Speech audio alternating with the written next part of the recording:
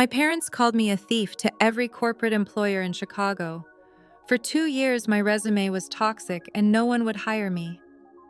Last week, I sat in what I thought was just another dead-end interview, ready for another rejection.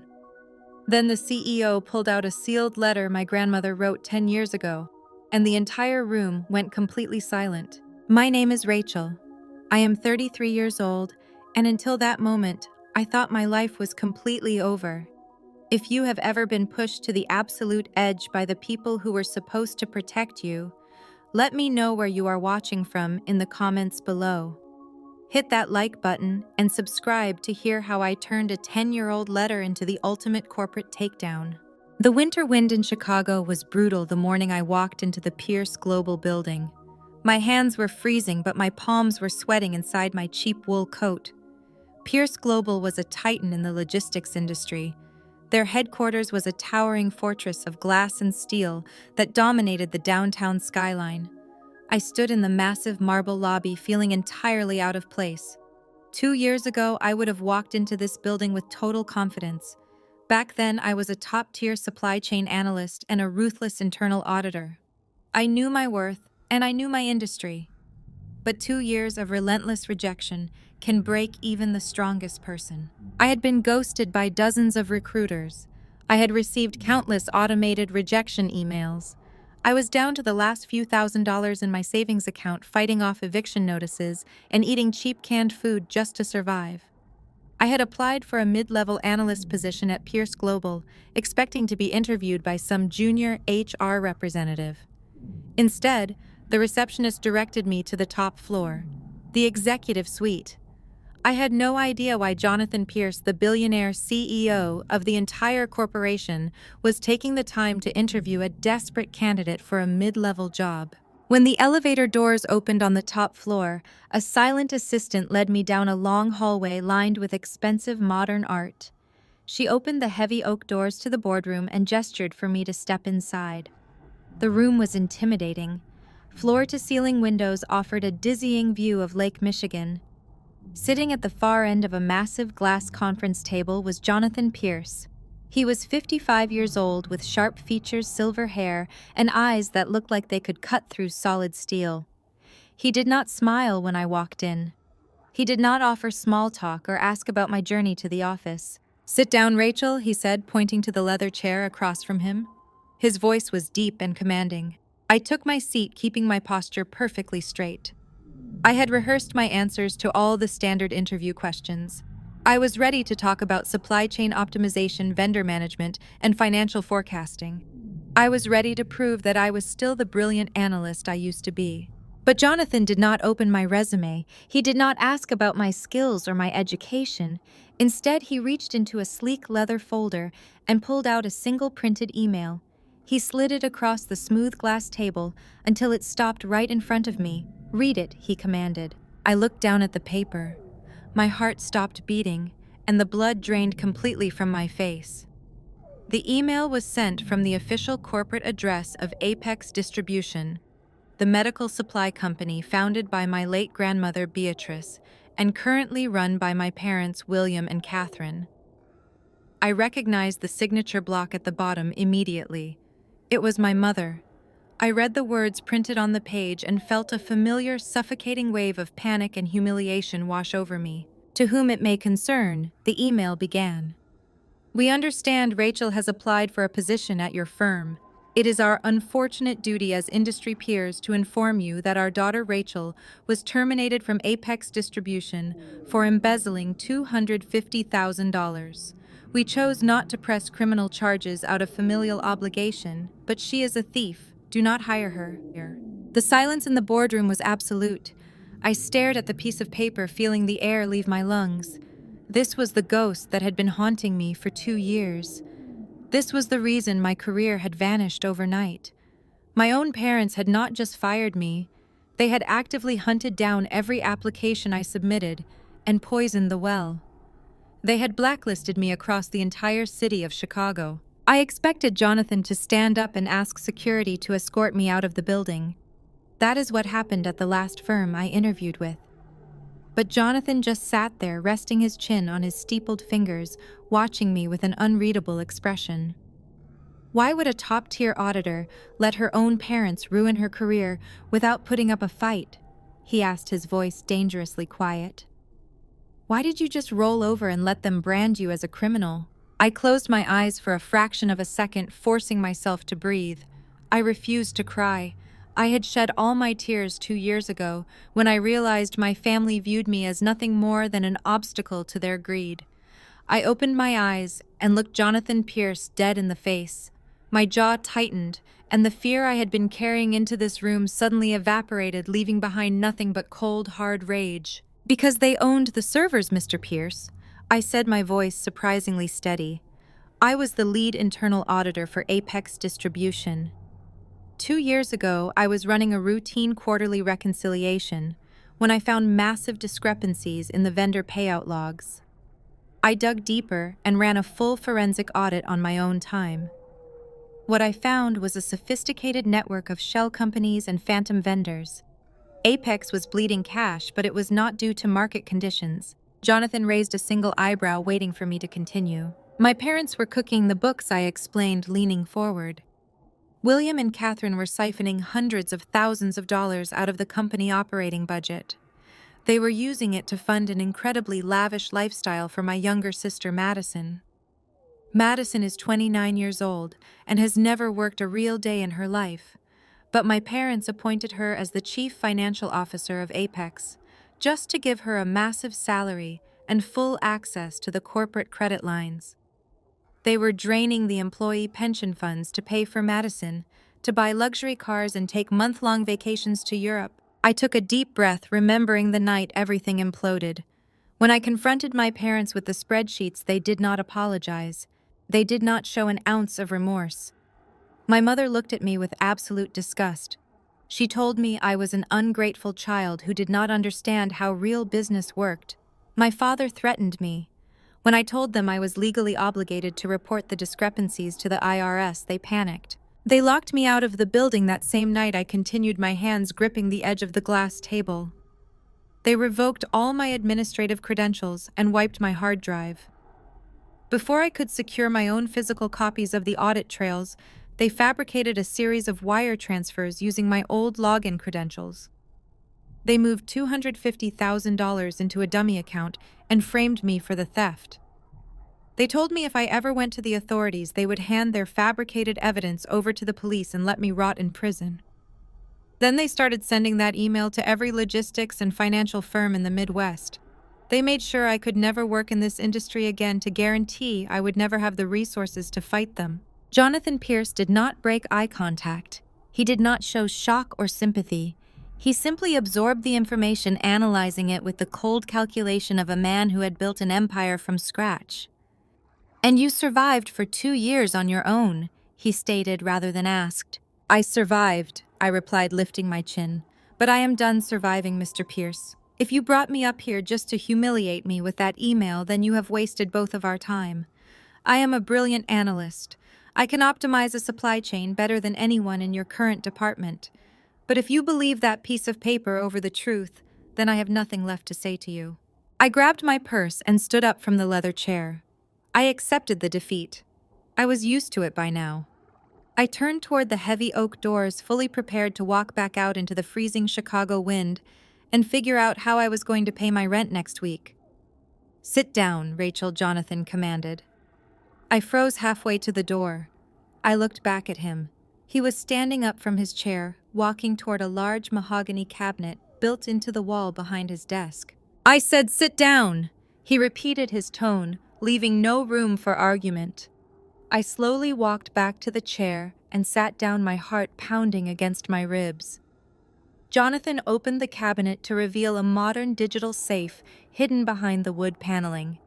He typed in a long sequence of numbers and opened the heavy steel door. "I did not call you up to the executive suite to humiliate you, Rachel," he said, reaching into the safe.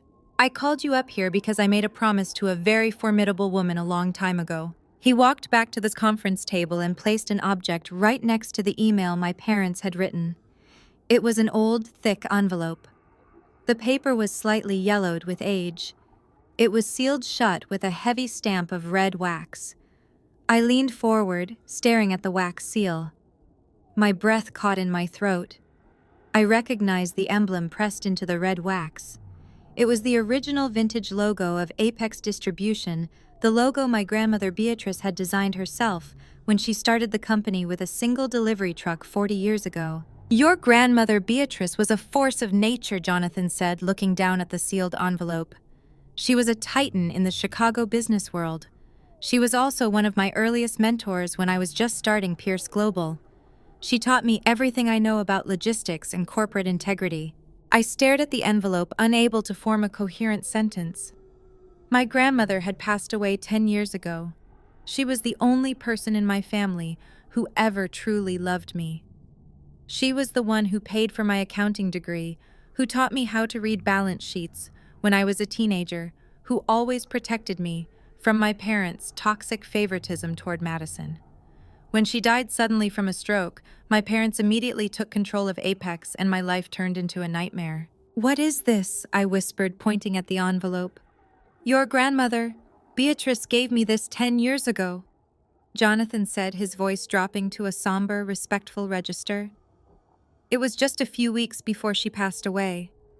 She came to my office and handed me this envelope. She explicitly instructed me to lock it in my safe. She told me to never open it under any circumstances. She gave me one single, incredibly specific instruction regarding this letter." He slid the envelope across the glass table until it touched my hands. "She told me to keep it sealed until the exact day you walked into my office asking for a job," Jonathan said, looking me right in the eyes. "I have waited 10 years for you to submit an application to Pierce Global, Rachel. I have been tracking your career.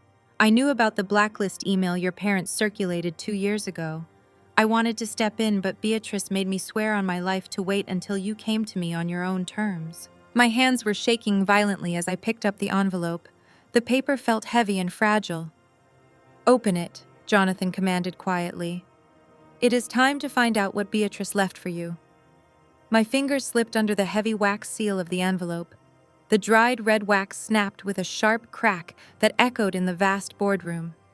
Inside rested a single piece of thick parchment paper covered in the elegant sweeping cursive I had not seen since I was a teenager. My eyes scanned the top of the page. "My dearest Rachel," my grandmother had written. "If Jonathan has handed this to you, then you have survived the worst of them. I am writing this letter because I know my son William and his wife Catherine better than they know themselves. I know they are greedy. I know they are incompetent. And most of all, I know they will try to destroy you because you possess the one thing they completely lack: integrity." I took a shaky breath, keeping my eyes glued to the paper. Beatrice's handwriting was steady and purposeful. "When I built Apex Distribution, I built it on hard work and honest accounting. But William looks at the company not as a legacy to protect, but as a personal bank account to drain. Catherine encourages his worst instincts. They favor Madison because she is just like them, willing to take the shortcuts, willing to flaunt wealth she did not earn. I knew that if I left the entire company to you directly, they would drag you into probate court for decades. They would bleed you dry with legal fees. They would use every dirty trick to strip you of your rightful inheritance. So I decided to play a different game. A game they are too short-sighted to ever understand." I looked up at Jonathan Pierce. He was leaning back in his leather chair, watching me absorb the words. He gestured toward the letter with his chin, urging me to finish. "I did not leave the commercial land that Apex Distribution operates on to William," my grandmother wrote. "I severed the real estate holding from the operational business entity. I placed 51% of those 30 prime acres into an irrevocable blind trust. Jonathan Pierce is the trustee. You, Rachel, are the sole and absolute beneficiary. William and Catherine own the business, but they do not own the ground they stand on. You do. Trust Jonathan. Take back what is yours." I set the letter down on the glass table. My mind was spinning, trying to process the massive legal and financial implications of what I had just read. A blind trust is a financial arrangement where the beneficiary has no knowledge of the specific assets, and the public has no way to trace the ownership back to the beneficiary. It is a bulletproof fortress of financial privacy. For 10 years, Jonathan said, his deep voice breaking the silence, your parents have been writing rent checks to the property management division of Pierce Global. They believe this corporation owns the commercial industrial park where Apex Distribution is headquartered. They have no idea that every single dollar of their lease agreement has been quietly filtering through our accounts and compounding in a private trust bearing your name. You are their landlord, Rachel. I stared at him. The sheer irony of the situation hit me with the force of a freight train. My parents had spent the last 2 years dragging my name through the mud. They had called me a thief. They had blackmailed and blacklisted me across the entire city of Chicago, forcing me to eat canned soup and dodge eviction notices. All while they were physically sitting inside a building that I technically owned. They were paying me rent while trying to starve me to death. Your grandmother was a brilliant strategist, Jonathan continued, leaning forward and resting his arms on the table. She knew William would eventually run the operational side of Apex into the ground. She knew he lacked the discipline to sustain a supply chain business in the modern market. She wanted to ensure that when the operational business inevitably failed, the underlying real assets, the real estate, the zoning rights, the physical infrastructure would remain completely untouched and safely in your possession. How much is in the trust account? I asked, my voice dropping to a low whisper. Jonathan opened a separate black folder on his desk. He slid a single sheet of paper toward me. It was a certified bank statement from Pierce Global Wealth Management. I looked at the bottom line. The balance was staggering. 10 years of commercial rent payments compounded with aggressive index fund investments had generated a massive fortune. I went from having $14 in my checking account to looking at an 8-figure liquid asset portfolio. But the cash is just the beginning, Jonathan said, his expression turning deadly serious. This brings us to the current situation. Your parents are completely out of money, Rachel. The lavish lifestyle they have been funding for Madison has finally caught up with them. The shell companies you discovered during your internal audit 2 years ago were just a temporary band-aid. Apex Distribution is currently experiencing a catastrophic liquidity crisis. He pulled out another stack of documents. These were stamped with bright red ink. These are delinquency notices, Jonathan explained. Apex has missed their last 3 rent payments. They are 90 days past due on their commercial lease. By all legal definitions, they are in default. I picked up the notices. My professional instincts immediately kicked in. If they are in default on a commercial lease of this size, they must be missing vendor payouts too. The supply chain must be collapsing. It is, Jonathan confirmed. But William thinks he has found a way out. He has been calling my office non-stop for the past month. He is desperate. He wants to aggressively buy the land out from under Pierce Global. I frowned, analyzing the strategy. That makes no sense. If they do not have the cash to pay their monthly rent, how could they possibly afford to purchase 30 acres of prime Chicago industrial real estate? Because they found a buyer, Jonathan said, a cold smile touching the corners of his mouth. The entire industrial corridor surrounding Apex is being gentrified. A massive commercial developer is trying to buy up the block to build a high-end tech campus. William negotiated a backdoor deal with the developers. He wants to purchase the land from Pierce Global for $5 million using a high-interest bridge loan. The very next day, he plans to flip that exact same land to the commercial developers for $15 million. He wants to pocket a $10 million profit, I said, realizing the sheer audacity of my father's plan.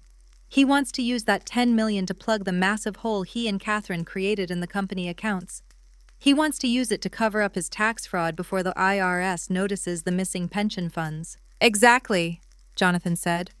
William thinks I am just a busy CEO who views that land as a minor line item on a massive corporate balance sheet. He thinks he can bully or smooth-talk my real estate division into a quick, quiet sale. He thinks Pierce Global will just sign over the deed to get rid of a delinquent tenant.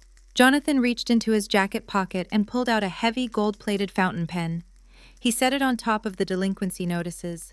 Then he slid the master deed of the property across the table. I am the trustee, Jonathan said, his gaze locking onto mine. But you are the sole beneficiary, and you are now 33 years old. According to the bylaws of the trust, you are of age to assume direct, unshielded control of the assets.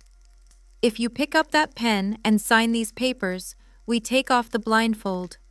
You become the direct, public, legal owner of the Apex Distribution Headquarters. I stared at the gold pen. The metal gleamed under the harsh boardroom lights. You can evict them tomorrow morning, Jonathan said, his voice steady and resolute. You can order the sheriffs to lock the doors. You can freeze their entire operation. You can deny the sale to the developers and let William and Catherine drown in the debt they created. You can end them right now with a single signature, Rachel. I reached out and let my fingertips brush against the cool metal of the pen. For 2 years, I had dreamed of revenge. I had imagined 100 different ways to make my parents pay for what they did to me. I had suffered through freezing nights in a rundown apartment, crying myself to sleep because my own blood had branded me a criminal.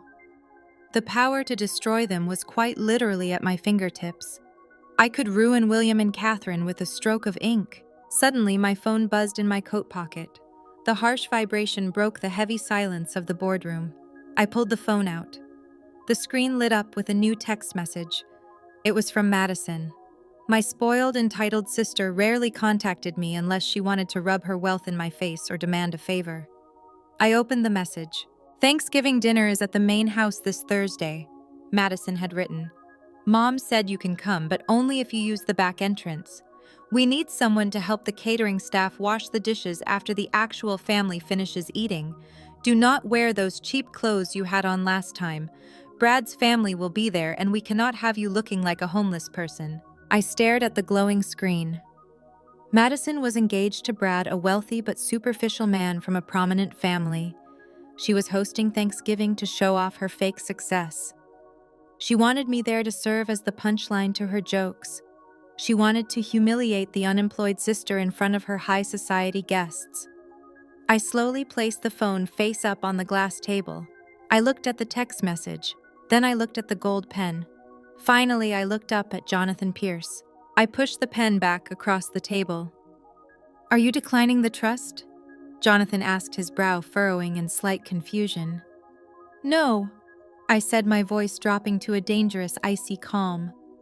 I am accepting every single asset my grandmother left me. But I am not signing those papers today. Jonathan leaned back, crossing his arms. Explain. Ending them with a piece of paper from a boardroom is too easy, I said, standing up from the chair. My posture was rigid. The defeated, desperate woman who had walked into this office an hour ago was dead. In her place was the rightful owner of a multi-million-dollar estate.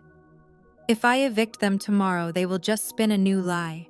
They will tell their country club friends that a greedy corporation forced them out. They will play the victims. They will hide behind their fake wealth and pretend it was a business tragedy. I picked up my coat and slipped it on. I am going to that Thanksgiving dinner, Mr. Pierce, I said, looking down at the legal documents. My parents and my sister love to put on a show. They love an audience. So I am going to give them exactly what they want. I am going to let them sit at the head of the table. I am going to let them boast about their success. I am going to let them think they have won. A slow, calculating smile spread across Jonathan's face. He understood perfectly. I want to look them in the eyes when the ground collapses beneath their feet, I said, buttoning my coat. I want to watch them dig their own graves in front of everyone they are trying to impress. Prepare the transfer documents, Mr. Pierce. I will be back to sign them next week, but first I have a holiday dinner to attend. Driving up the winding driveway of my parents' suburban estate in Oak Brook always felt like entering an alternate reality. The massive wrought iron gates swung open to reveal a meticulously manicured lawn that cost more to maintain in a single month than I had earned in the last 2 years. I parked my rusted 10-year-old sedan at the very edge of the long cobblestone driveway, deliberately keeping it hidden in the shadows, far away from the gleaming luxury vehicles lined up near the grand front steps. I stepped out into the freezing November air, pulling my thin wool coat tighter around my shoulders. The front door burst open before I even reached the porch. Madison stood there, framed by the warm golden light of the grand foyer, holding a crystal champagne flute. She wore a stunning emerald silk designer dress that clung to her perfectly sculpted figure. Behind her, the sprawling house buzzed with the loud, arrogant laughter of people who believed their wealth made them untouchable. Madison did not offer a greeting or a welcoming smile. Instead, she pointed her champagne flute toward the center of the driveway. "You parked too far away, Rachel," she mocked, taking a slow, deliberate sip of her drink. "You almost missed the main attraction." I followed her gaze. Sitting in the most prominent spot in the circular driveway under the glare of the exterior floodlights was a brand new Porsche Panamera. The paint was a deep metallic black that seemed to absorb the light entirely. It still had the temporary dealer tags taped to the windshield. "Beautiful, is it not?" Madison asked, her voice dripping with sheer entitlement. "A little reward to myself. A CFO bonus for closing out a spectacular quarter at Apex Distribution. Dad said my financial restructuring saved the company from a major slump, so he authorized the payout immediately." I looked at the car. A $120,000 luxury vehicle bought by a 29-year-old woman who could not even read a basic balance sheet without a calculator. 2 years ago, I was the one doing the financial restructuring. I was the one finding the massive bleeding leaks in the operational budget. Now the company was 90 days delinquent on their commercial lease, facing total eviction, and my sister was bragging about a cash bonus that did not actually exist. I heard the heavy crunch of footsteps on the frost-covered walkway. Jamal stepped out of the shadows of the wraparound porch. Jamal was Madison's husband. He was 31 years old, a brilliantly sharp Black American tax attorney who always carried himself with a quiet, composed dignity. His presence always felt entirely out of place in my loud, abrasive family. He wore a tailored charcoal suit and held a simple glass of sparkling water. Jamal never drank alcohol at these family functions. I always suspected he needed a perfectly clear head to navigate the endless minefield of microaggressions my parents constantly threw his way. "Good evening, Rachel," Jamal said, his deep, resonant voice cutting through Madison's shrill boasting. "I am glad you could make it." He extended a hand and I shook it. His grip was firm and grounding. He looked at my thin, worn coat and then at the freezing winter wind whipping around us. "Let us get you inside," he said, gesturing toward the open door. "It is freezing out here." Madison rolled her eyes dramatically. "Do not coddle her, Jamal. She is used to the cold. I mean, look at that coat. Did you buy that at a charity thrift store, Rachel? I thought I told you Brad's parents were coming tonight. We cannot have you looking like a charity case in front of his family." I did not respond to the bait. I simply walked past her and stepped into the grand foyer of the house. The overwhelming heat of the mansion hit me instantly. The rich smell of roasted turkey and expensive imported spices filled the air. My mother, Catherine, was standing in the center of the massive chef's kitchen, directing a team of hired caterers with the ruthless efficiency of a dictator. She wore a stunning velvet gown and a diamond necklace that caught the light with every sharp movement of her head. She turned and saw me standing in the hallway. Her face immediately contorted into a mask of pure disgust. "You are late," Catherine snapped, marching toward me. "And what on earth are you wearing?" I told Madison to make sure you understood the formal dress code. I took off my coat, revealing a simple but clean black dress. "It is appropriate for a holiday dinner," I said, keeping my voice perfectly even. Catherine snatched the coat from my hands and tossed it onto a nearby chair with a huff of profound irritation. "It looks cheap," she hissed, leaning in close so the catering staff would not hear her venomous tone. "Brad's family comes from old money, Rachel. They own half the commercial real estate in the city. I will not have my disgraced unemployed daughter making us look like commoners. Take this." She shoved a stiff white linen apron against my chest. "Since you insist on showing up and eating our food, you can make yourself useful," Catherine ordered. "The catering staff is overwhelmed. I need you to take the trays of caviar appetizers and serve them in the main living room. Keep your head down, do not strike up any conversations, and for heaven's sake, do not mention your employment status. If anyone asks, you are doing freelance consulting overseas." I looked down at the white apron in my hands. 10 years ago, my grandmother Beatrice built this family empire from absolutely nothing. She taught me that true power was always quiet. She taught me that people who felt a desperate need to degrade others were usually hiding a massive, catastrophic weakness. I thought about the legal documents locked in Jonathan Pierce's unbreachable steel safe. I thought about the eviction notices stamped in bright red ink. I thought about the $15 million commercial land deal my parents were desperately trying to close to save themselves from total bankruptcy. I took the apron from my mother's hands and tied it carefully around my waist. "I will serve the appetizers," I said, offering her a polite, empty smile. Catherine looked momentarily shocked by my total compliance. She had fully expected a fight. She had wanted a screaming match so she could kick me out into the snow and play the grieving victim for her wealthy guests. When I simply agreed, she scoffed, turned on her designer heel, and marched back into the kitchen, barking orders at a terrified waiter. I picked up a heavy silver tray loaded with intricate caviar bites and walked into the massive living room. The space was packed with wealthy guests holding crystal glasses and talking loudly over each other. My father, William, stood by the grand stone fireplace holding court with Brad's parents. He was wearing a custom-tailored suit and gesturing expansively as he talked about his latest luxury golf trip. "Ah, here are the appetizers," William announced loudly as I approached their elite circle. He did not look at me. He did not introduce me to his guests. He treated me exactly like a hired servant. I held the tray steady as Brad's mother, a woman draped in expensive silk, picked up a small pastry. She glanced at me without making eye contact. "Your catering staff is very attentive, William," she murmured before turning back to my father. "So tell me more about the expansion plans for Apex Distribution. My husband mentioned you were looking at acquiring new warehouse space. We are positioning the company for a major acquisition phase," William boasted, taking a long sip of his premium bourbon. "We have secured massive capital reserves. My CFO, Madison, has completely streamlined our operational budget this year.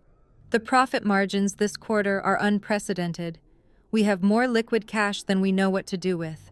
I stood there holding the heavy silver tray, listening to my father lie through his teeth with absolute perfection. Apex Distribution was bleeding cash. They were drowning in insurmountable debt. They were 90 days behind on their commercial rent. The sheer audacity of his lies was breathtaking.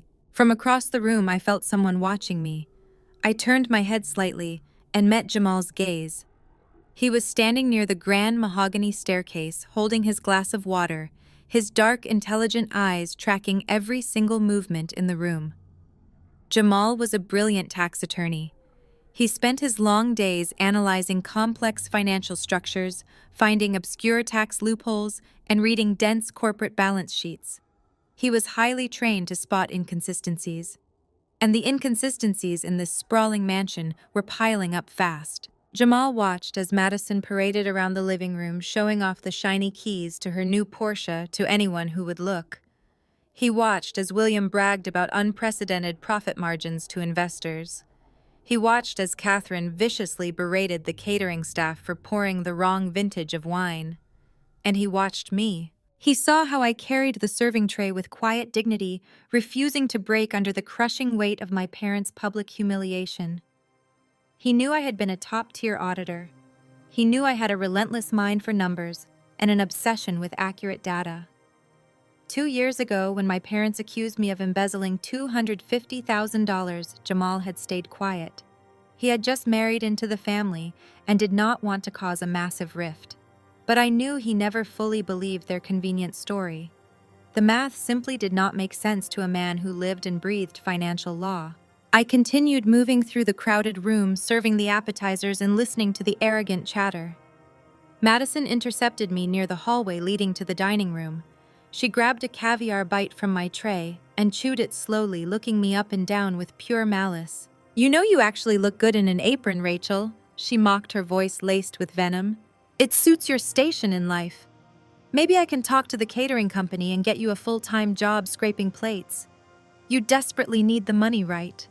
I hear your landlord is threatening eviction again." I maintained my perfectly neutral expression, refusing to give her the reaction she craved. I am doing just fine, Madison, I said, my voice smooth and calm. But thank you for your concern. Enjoy the new Porsche. I hope the expensive maintenance costs do not cut into your fictional CFO bonus. Madison's eyes flashed with sudden intense anger, but she quickly smoothed her features as Brad walked up behind her and wrapped his arms around her waist. Brad was a venture capitalist, a man whose entire personality was built around his massive trust fund. He looked at me with an amused, arrogant smirk. "Still looking for work, Rachel?" he asked, his tone dripping with heavy condescension. "Let me know if you need me to make some calls. I know a few low-level temp agencies that hire people with challenging criminal backgrounds. They mostly do data entry, but it is a paycheck." I smiled tightly, gripping the edges of the silver tray. "I appreciate the offer, Brad," I said, "but I have recently secured a very promising position. In fact, I think my new role will involve restructuring some major commercial real estate assets right here in Chicago." Brad laughed, clearly missing the underlying threat embedded in my words. "Good for you," he said, turning back to Madison. "Come on, babe, your dad is opening the expensive wine in the dining room." As Brad led Madison away, she turned sharply on her heel. The sudden movement caused her designer handbag to swing outward, brushing against the edge of a heavy marble console table. The gold clasp caught on the sharp stone corner, snapping open violently. A handful of items spilled out of the bag and clattered onto the polished hardwood floor. Lipstick, a compact mirror, a silver card holder, and several crumpled pieces of paper scattered across the ground. Madison cursed loudly under her breath and knelt down to gather her things. Jamal, who had been walking toward the dining room, immediately stepped forward to help his wife. I stood a few feet away, holding my silver tray, watching the interaction unfold with intense focus. Jamal reached down to pick up a crumpled white receipt that had fluttered near his expensive leather shoes. As his long fingers brushed the paper, he froze completely. I saw his dark eyes dart across the printed text. I saw his jaw clench so tightly, a muscle jumped in his cheek. I saw the exact terrifying moment his brilliant analytical mind connected the scattered pieces of a massive catastrophic puzzle. Madison snatched the compact mirror and the lipstick, shoving them aggressively back into her bag. "Give me that, Jamal," she snapped, reaching her hand out for the receipt. Jamal did not hand it over immediately. He stared at the piece of paper, his thumb tracing the printed corporate logo at the very top. His expression was completely unreadable, but the air around him seemed to instantly drop 10 degrees. "What is this, Madison?" he asked, his deep voice stripped of all warmth and emotion. "It is just a receipt for the car," she said, her voice pitching slightly higher than normal, revealing her sudden panic. "Just give it to me." I watched Jamal's eyes scan the paper again. I knew exactly what he was looking at. The receipt was not a standard personal dealership invoice. It was a corporate charge authorization. Madison had not used a personal bank check or a standard auto loan to buy the $120,000 Porsche. She had used the primary corporate credit line of Apex Distribution. She had charged a luxury sports car directly to the operational budget of a medical supply company. For a federal tax attorney, this was not just a red flag. It was a blazing, deafening siren of severe corporate fraud. Buying a personal luxury vehicle with company funds and masking it as a CFO bonus was a massive violation of federal tax codes. It was blatant embezzlement. It was exactly the kind of financial crime my parents had accused me of committing 2 years ago to cover their own tracks. Jamal slowly handed the receipt back to his wife. His dark eyes lifted from the crumpled paper and locked directly onto my face. I stood perfectly still, holding the catering tray, meeting his intense gaze without flinching. The silence between us stretched across the crowded, loud room, cutting through the noise of the party. In that single defining moment, Jamal realized the absolute truth. He looked at his wife, bragging about her fake wealth. He looked at my parents, boasting about their fake profits to investors. And then he looked at me, the disgraced, exiled sister, quietly serving appetizers in a cheap black dress. He knew. He finally knew that I had not stolen a single dime from Apex Distribution 2 years ago.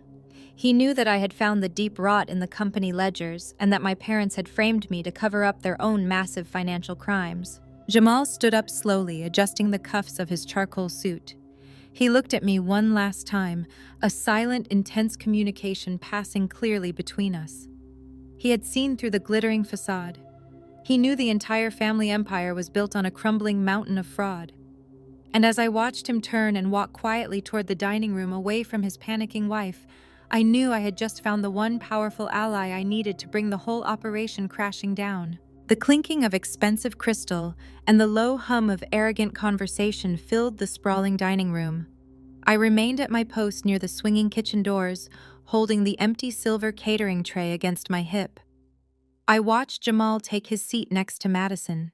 His face was a masterclass in absolute composure. Not a single muscle betrayed the explosive realization he had just experienced in the foyer. He simply unfolded his pristine linen napkin and placed it quietly on his lap. His dark, intelligent eyes occasionally flicked toward William at the head of the table, observing the patriarch of the family with the clinical detachment of a prosecutor building a federal case. The Thanksgiving meal was a grotesque display of gluttony and fake wealth. Caterers rushed back and forth, carrying massive silver platters of roasted turkey, truffle, mashed potatoes, and imported wine. I stood in the shadows of the dining room archway, doing exactly what my mother had ordered. I kept my head down. I watched my family gorge themselves on food paid for by fraudulent corporate credit lines. William held court with Brad and his wealthy parents, boasting loudly about imaginary warehouse acquisitions and projected fourth-quarter revenues. Madison sat beside Brad, twisting her massive diamond engagement ring and loudly complaining about the heavy tax burden of being a highly paid corporate executive. Catherine played the perfect high society hostess, smiling sweetly and directing the hired help with sharp flicks of her manicured fingers. Nobody offered me a plate. Nobody asked if I wanted a glass of water. I was entirely invisible to them until I was no longer useful. When the dessert plates were finally cleared and the wealthy guests began moving toward the parlor for after-dinner drinks, Catherine suddenly materialized beside me. Her fake smile vanished the second we were out of eyesight of Brad's parents. She grabbed my upper arm, her fingernails digging painfully into my skin through the thin fabric of my black dress. "Put the tray down," she hissed, her breath smelling sharply of expensive champagne. "Go to your father's private study, right now. Do not speak to anyone on your way there." I gently pulled my arm out of her painful grip. I placed the silver tray on the nearest counter and smoothed down the front of my dress. I did not ask questions. I simply turned and walked down the long, dimly lit corridor that led to the west wing of the estate. William's private study was designed to look like the office of a self-made billionaire. The walls were lined with floor-to-ceiling bookshelves filled with leather-bound volumes he had never bothered to read. A massive Persian rug covered the hardwood floor. At the center of the room sat a massive antique mahogany desk. The air smelled heavily of aged scotch and expensive cigar smoke. I stepped inside the room. William was already sitting behind his desk. Catherine walked in right behind me and pushed the heavy oak doors shut. I heard the distinct metallic click of the brass lock engaging. I was officially cornered. "Sit down," Rachel William ordered, pointing to one of the rigid leather chairs positioned directly across from his desk. He did not sound angry. He sounded falsely benevolent, which was infinitely more dangerous. I remained standing. "I prefer to stand," I said, keeping my voice perfectly flat. "What do you want?" William sighed heavily, rubbing his temples as if dealing with a stubborn toddler. He opened a sleek leather folder on his desk and pulled out a stack of crisp legal documents. He aligned the edges of the paper with methodical precision. "Your mother and I have been discussing your unfortunate situation," he began, his voice dripping with fake paternal concern. "We know the last 2 years have been incredibly difficult for you. We know you have been struggling to find employment. We know you are barely scraping by in that tiny, miserable condo downtown." I stared at him. The sheer audacity of his words was staggering. I was struggling because they had systematically blacklisted me across the entire city of Chicago. They had intentionally starved me out of the corporate sector.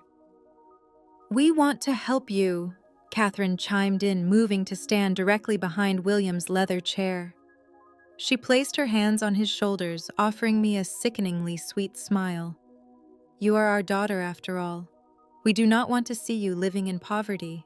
I crossed my arms over my chest. Cut the performance, I said sharply. You locked the door. You brought out legal documents. You do not want to help me. You want something from me. Tell me what it is so I can leave. William's fake smile completely vanished. His eyes hardened, turning cold and transactional. He slid the stack of legal papers across the polished mahogany surface toward the edge of the desk. Apex Distribution is undergoing a brief business expansion. William stated, his tone shifting into his aggressive corporate negotiating voice. We are finalizing a massive acquisition deal next week that will double our operational capacity. However, because the expansion is happening so rapidly, we have a temporary liquidity gap. We need a short-term bridge loan to finalize the paperwork. I looked down at the documents sitting on the edge of the desk. I did not need to pick them up to know exactly what they were. I was a former top-tier supply chain analyst and a highly trained auditor. I could read a standard commercial collateral agreement upside down from 3 feet away. You want my condo? I said, my voice dropping to a low, disbelieving whisper. It is just a temporary collateral assignment, Catherine said, quickly waving her hand as if she were swatting away a fly. We just need to pledge the deed of your downtown property to a private lender to secure the bridge loan. We will release the lien in 6 months once the expansion capital starts flowing. You will not even notice a difference. In exchange, we will give you a generous monthly stipend so you can stop begging for freelance work. I stared at the two of them. For a moment, the absolute absurdity of the situation robbed me of my ability to speak. I had purchased that small, modest one-bedroom condo 5 years ago with my own hard-earned savings. It was the only asset I had managed to protect when my parents launched their campaign to destroy my life. I had survived on ramen noodles and skipped meals just to make sure I never missed a single mortgage payment on that property. And now my parents, who were currently standing in a multi-million-dollar mansion, surrounded by luxury cars and high society guests, were asking me to hand over the only roof I had over my head. A sound bubbled up from my throat. I tried to suppress it, but I could not. I threw my head back and laughed. It was a cold, genuine, echoing laugh that bounced off the mahogany walls of the study. I laughed until my chest ached. I looked at the 2 multimillionaires sitting across from me, begging their unemployed, disgraced daughter for a real estate handout. William slammed his fist down on the desk, making the heavy crystal ashtray rattle. "This is not a joke, Rachel," he roared, his face flushing a deep, angry red. "We are offering you a lifeline. You are offering me an anchor to tie around my neck before you throw me in the river." I shot back the laughter, instantly draining from my voice. "You are sitting in a $10 million estate. Madison is driving a brand new Porsche Panamera. You just fed 50 people imported caviar and truffles, and you are asking the daughter you blacklisted for the deed to a 400-square-foot condo." I stepped closer to the desk, leaning over the stack of legal documents. "You do not have a brief business expansion, Dad," I said, my voice slicing through the heavy air like a razor blade. "You have a catastrophic cash flow crisis. The shell companies are drying up. The lenders have cut you off. You cannot secure a traditional bank loan because any legitimate loan officer would look at your fraudulent balance sheets and instantly call the authorities. You are completely out of money." Catherine's face twisted into a mask of pure, vicious rage. The sweet maternal facade disintegrated entirely. She stepped out from behind the desk, marching right up to my face. "You ungrateful, arrogant little wretch!" Catherine snarled, her voice dropping to a venomous hiss. "You will sign those papers right now. You owe us. We gave you everything. We raised you. We fed you. We paid for your entire existence. I paid for my own college tuition. I fired back, refusing to back down an inch. And I paid for my own condo. You gave me nothing but a target on my back." Catherine's eyes widened with manic fury. She pointed a sharp, trembling finger directly at my chest. "If you do not pick up that pen and sign that collateral agreement right now, I will make your current miserable life look like a vacation," she threatened, her voice shaking with raw malice. "I know exactly who your current landlord is. I will call him tomorrow morning. I will tell him you are a convicted thief. I will tell him you are under federal investigation for embezzlement. I will have you thrown out onto the freezing streets before the end of the week. I will ruin your credit score permanently. I will make sure you starve in the gutters of this city." William stood up from his leather chair, towering over the desk. "You have no leverage here, Rachel," he barked, his fists clenched at his sides. "You are a nobody. You have no job. You have no reputation. You have no power. We are handing you a chance to be useful to this family for the first time in your miserable life. You should be down on your knees thanking us for giving you an opportunity to earn back our grace. Sign the document." I looked at my mother, whose face was contorted with pure hatred. I looked at my father, whose chest was heaving with desperate, angry breaths. They really believed they held all the cards. They really believed they had backed me into a corner I could never escape. I slowly placed my hands flat on the polished mahogany surface of William's desk. I leaned my weight forward, closing the physical distance between us. I did not yell. I did not scream. I looked my father dead in the eyes with absolute terrifying calm. "I am not signing anything," I said, my voice dropping to a deadly quiet whisper. "And you should be very careful making threats you cannot afford to back up, Dad." William sneered, showing his teeth. "I can afford to destroy you 10 times over." "Can you?" I asked, tilting my head slightly. "Because an hour ago, I watched Madison drop a corporate charge receipt on the hardwood floor of your hallway. A receipt for a $120,000 luxury vehicle charged directly to the operational budget of Apex Distribution." William stopped breathing. The angry red flush on his face vanished entirely, replaced by a sickly pale gray. Catherine took a sudden panicked step backward, her high heel stumbling on the edge of the Persian rug. I held my father's terrified gaze, refusing to let him look away. "You might want to rethink your aggressive business strategies, Dad," I said, my voice echoing softly in the dead silence of the study. "Because the IRS tends to heavily audit companies that buy Porsches as office supplies." William turned absolutely ghost white. His mouth hung open, but no sound came out. The powerful, intimidating billionaire patriarch had completely evaporated, leaving behind nothing but a terrified, desperate fraud staring down the barrel of a loaded gun. I did not wait for William to find his voice or for Catherine to recover from her panicked stumbling. I simply turned on my heel and walked out of the heavy oak doors, leaving them suffocating in the toxic, freezing air of their own ruined study.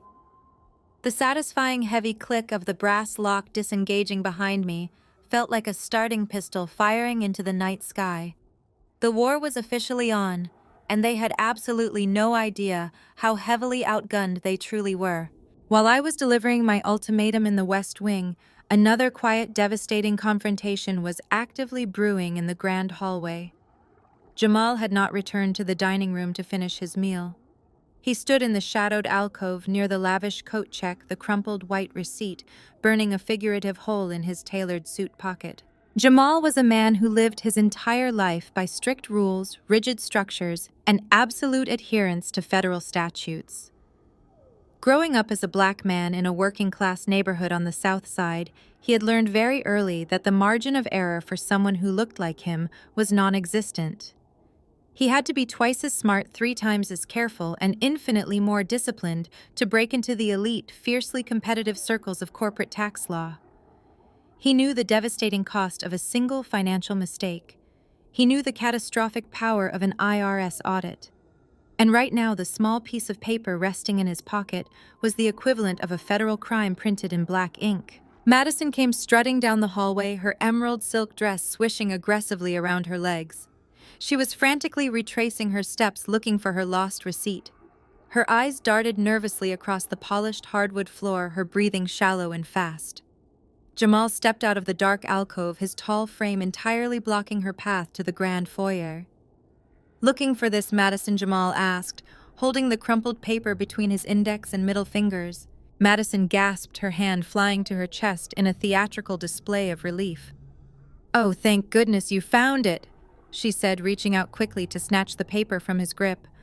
"I must have dropped it when my bag hit the table. Give it to me." Jamal did not hand it over.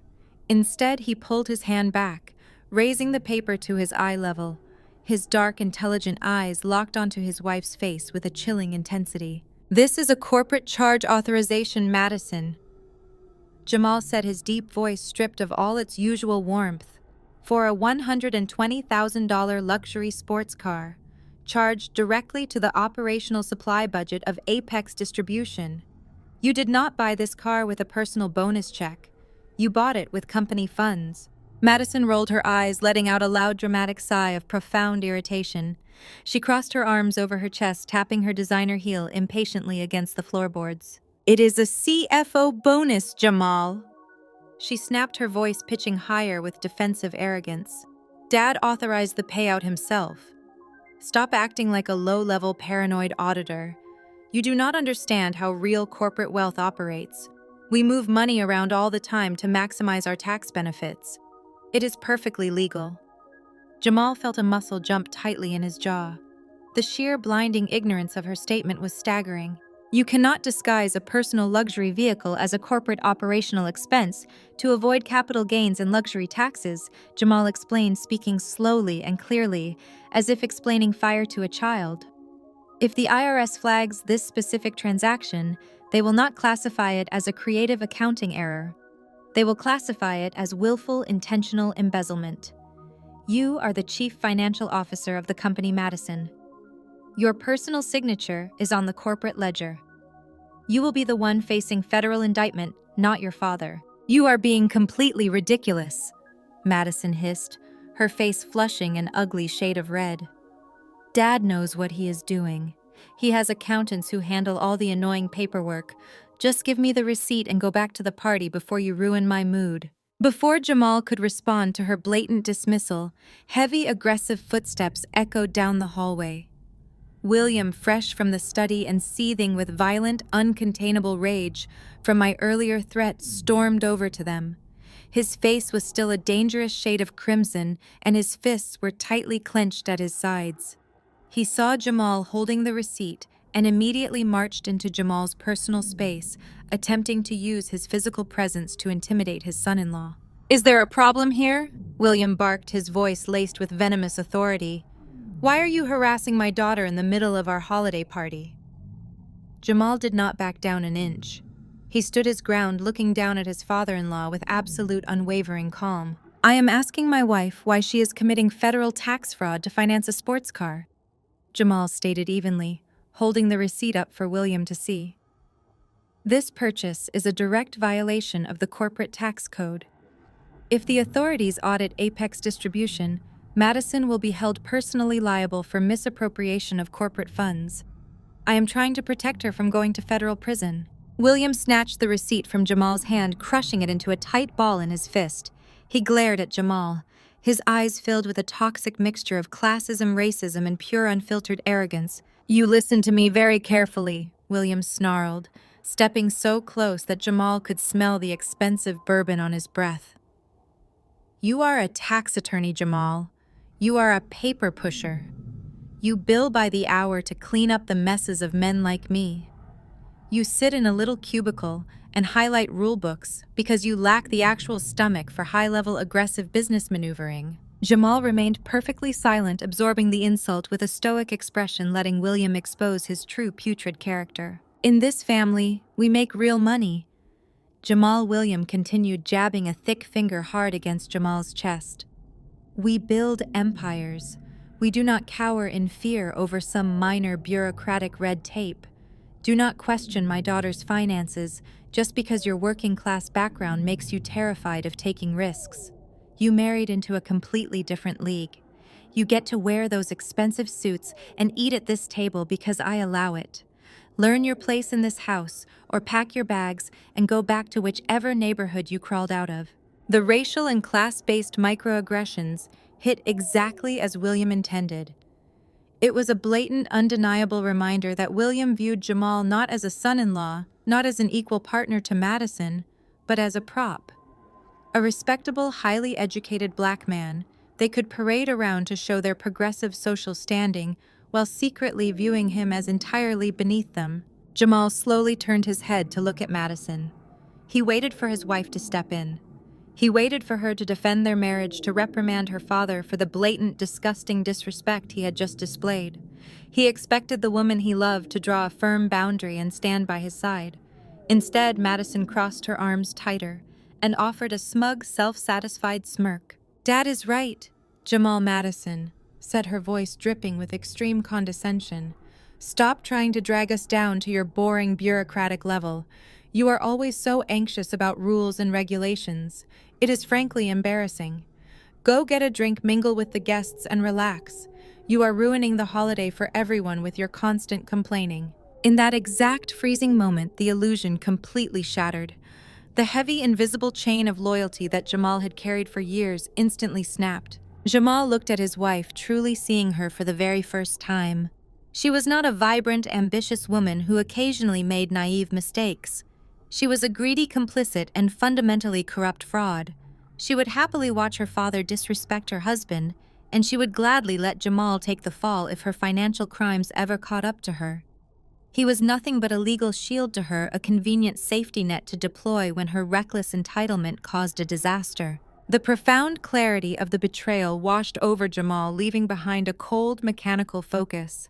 He was a man of the law, and he was currently standing in a house full of arrogant criminals who believed they were utterly invincible. "You are absolutely right," Jamal said, lowering his head and feigning total submission. His voice was smooth, stripping away any hint of his internal rage. "I apologize, William. I overstepped my bounds. It is not my place to question the financial operations of Apex Distribution. I will go get a drink and mingle with the guests. Please excuse me." William grunted in satisfaction, puffing out his chest, thoroughly pleased with his ability to command obedience. Madison smiled, clearly thrilled to have won the argument without having to exert any actual effort. They turned their backs on him and walked toward the dining room, completely dismissing his existence. Jamal walked away, blending perfectly into the background of the lavish party. He did not go to the bar. He did not mingle with Brad's wealthy, pretentious parents.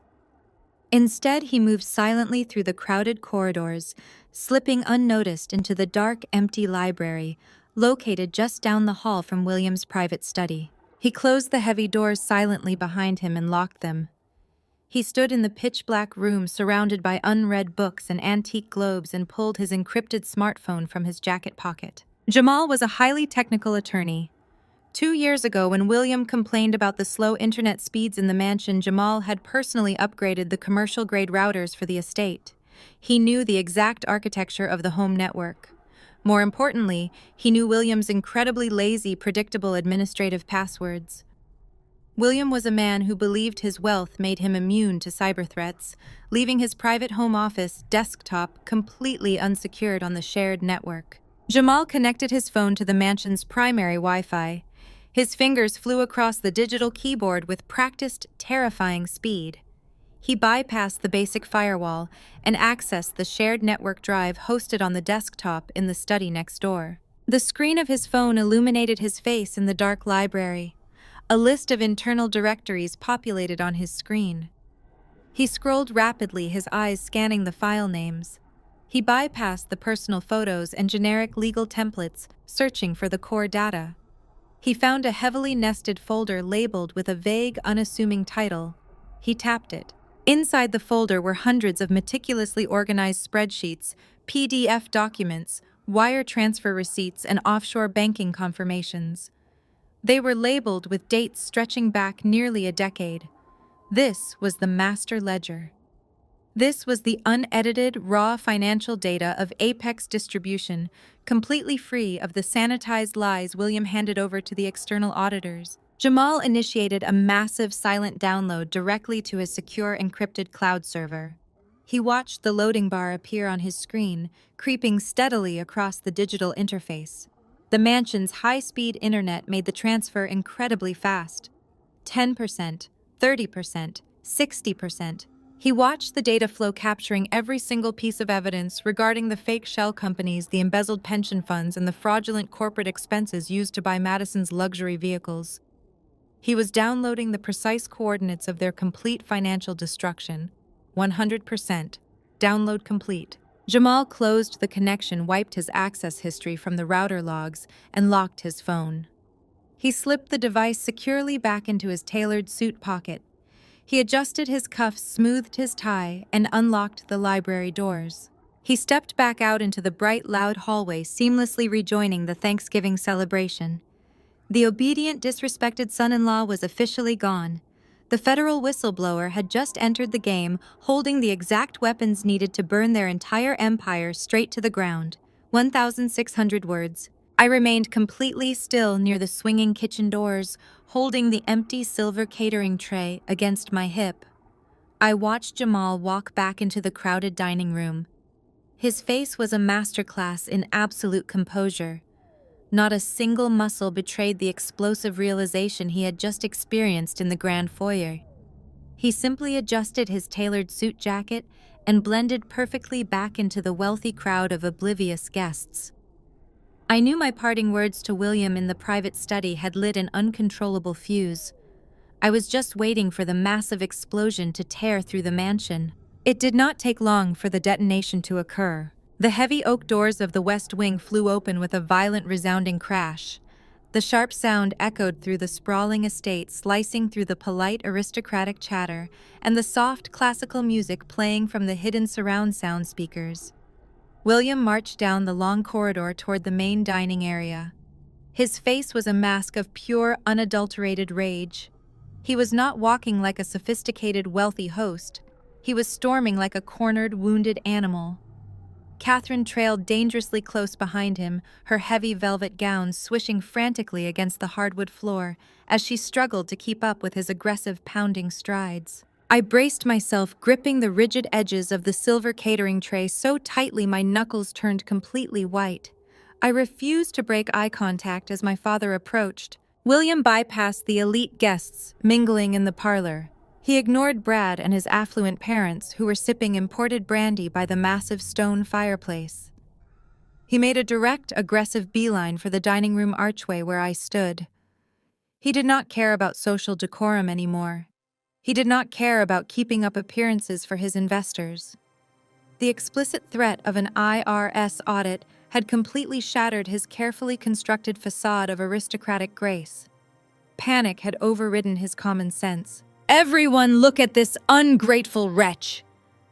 William bellowed, his deep voice booming aggressively across the grand living room. He pointed a thick, trembling finger directly at my face. The entire holiday party ground to a sudden, terrifying halt. The classical music seemed to fade entirely into the background. Dozens of high society guests turned their heads, their expensive crystal glasses suspended mid-air. Madison gasped loudly, clutching Brad's arm tightly, her eyes darting between me and her furious father. Jamal stood near the edge of the crowd, his face remaining an unreadable mask of absolute calm calculation. William stepped so incredibly close to me, I could smell the sharp, bitter tang of expensive scotch on his panicked breath. He leaned forward, trying to use his physical size to intimidate me into submission. "We opened our beautiful home to her," William shouted, ensuring every single guest in the mansion could hear his fabricated victimhood. "We fed her. We gave her a place at our holiday table despite everything she has done to destroy this family. And how does she repay our profound generosity? She tries to extort us. She demands money and threatens to ruin our business if we do not pay her off." Shocked whispers erupted immediately across the lavish room. Brad's mother placed a delicate hand over her pearl necklace, looking at me with profound, unfiltered disgust. The guests were eating up the lies exactly as William intended. Extortion. Catherine echoed, stepping up beside my father and adopting a look of theatrical, agonizing heartbreak. She played her manipulative role perfectly, wiping an imaginary tear from her eye with a shaking hand. "We offered her a lifeline today. We offered to help her get back on her feet after she ruined her own career with her criminal behavior, and she demanded a massive cash payout. She threatened to call the authorities and invent vicious lies about this family if we did not hand over our hard-earned money." I stared at my parents. The sheer magnitude of their delusion was breathtaking to witness. They were desperately trying to flip the narrative right in front of their most important investors. They were actively trying to paint me as a desperate, deranged blackmailer to discredit anything I might say about their financial crimes. If they convinced their wealthy friends that I was a crazy extortionist, no one would believe me when the absolute truth about the blind trust and the commercial land lease finally came out. They were playing defense by going on the offensive. I did not flinch. I did not drop my gaze. I stood perfectly straight, holding the silver tray like a battle shield. I let the silence stretch for a long, uncomfortable moment, forcing everyone to wait for my response. "I did not ask you for a single dime, Dad," I said, my voice projecting clearly and calmly across the dead silent room. "You dragged me into your locked private study and demanded I sign over the deed to my downtown condo. You begged me to hand over my only remaining asset so you could use it as collateral for a high-interest bridge loan." The whispers in the room instantly shifted in tone. The wealthy guests exchanged confused, uneasy glances. A billionaire CEO begging his unemployed, disgraced daughter for her modest condo. It made absolutely no logical sense to anyone with a basic understanding of corporate finance. William's face turned a violent shade of purple. "Shut your mouth," he roared, spittle flying from his lips. "You are a pathological liar. You are a convicted thief. Nobody in this room believes a single word that comes out of your mouth. You are nothing but a jealous failure trying to drag us down." I took a slow, deliberate step forward, completely closing the physical distance between us. I dropped the catering tray onto the nearest mahogany side table. The heavy silver crashed against the solid wood, making several nearby guests jump in alarm. I looked directly at Brad's father, the commercial real estate investor, making sure my words carried specifically to his ears. "I am not lying," I stated, my voice dropping to a deadly, chilling register. "And you do not have a brief business expansion planned. You are completely out of cash. Apex Distribution is bleeding money from every single operational pore. You are using corporate credit lines to buy luxury sports cars for a chief financial officer who does not even know how to file a basic quarterly tax return. You are dodging commercial lease payments. You are drowning in massive, insurmountable debt. Your entire empire is built entirely on fraudulent balance sheets and stolen employee pension funds." The silence that followed my words was absolute. It was the kind of deafening quiet that only occurs right before a catastrophic impact. Brad's father, a man who had invested heavily in local commercial real estate, narrowed his eyes, staring at William with sudden, sharp suspicion. The atmosphere in the room changed from dramatic entertainment to serious financial concern. William saw the distinct look of doubt on his primary investor's face. He saw his carefully crafted reputation actively disintegrating in front of his elite peers. He saw the absolute truth shining brightly in my eyes, and he knew he could not simply lie his way out of it anymore. The walls were closing in on him. He lost total control. William raised his large right hand and swung it with all his furious, desperate strength. The slap echoed like a loud gunshot through the grand living room. The sheer physical force of the impact snapped my head violently to the side. The stinging pain was immediate and blindingly hot, radiating across my left cheekbone and ringing loudly in my ear.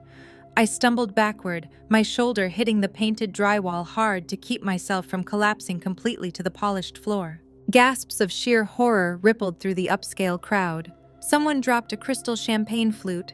It shattered against the hardwood floor, sending glittering shards flying across the Persian rug. Madison shrieked loudly, covering her mouth with her manicured hands. Brad stepped back quickly, putting immediate physical distance between himself and my father. Even in high society, physical violence was the ultimate uncrossable line.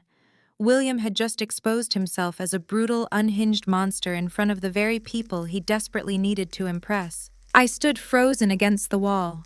The metallic taste of blood pooled in the corner of my mouth where my teeth had cut deeply into my inner lip. The left side of my face throbbed with a burning, radiating heat. I did not raise my hand to touch the injury right away. I simply breathed, staring at the floor as the shock of the assault reverberated through my body. Catherine broke the stunned, terrifying silence. She did not rush forward to comfort me. She did not admonish her husband for striking his own daughter across the face. Instead, she weaponized the chaos to finish the execution. "Get out!" Catherine screamed, her voice cracking into a hysterical, shrill pitch. Get out of my house right now. You are a toxic infection. You come in here and spread your disgusting lies and ruin our beautiful holiday. You are no longer a part of this family. I never want to see your miserable face again. Get out and never return. I slowly turned my head back to look at them. I did not cry. My eyes were completely dry. I raised my hand and gently touched my burning cheek. My fingertips came away with a tiny bright smear of crimson blood from the corner of my lip. I looked at the blood on my fingers. Then I looked directly at William. He was breathing heavily, his chest heaving, his fist still clenched tightly at his side. He looked absolutely terrified. He had let his rage override his logic, and he knew he could never take that violent public action back. He had crossed the point of no return. I lowered my hand. A slow, cold, predatory smile spread across my face. It was not a smile of submission.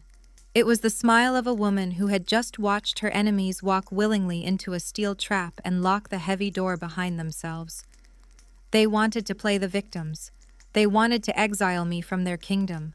They had no idea I already owned the very ground they were standing on. You do not have to ask me twice. Mother, I said, my voice smooth and utterly devoid of emotion.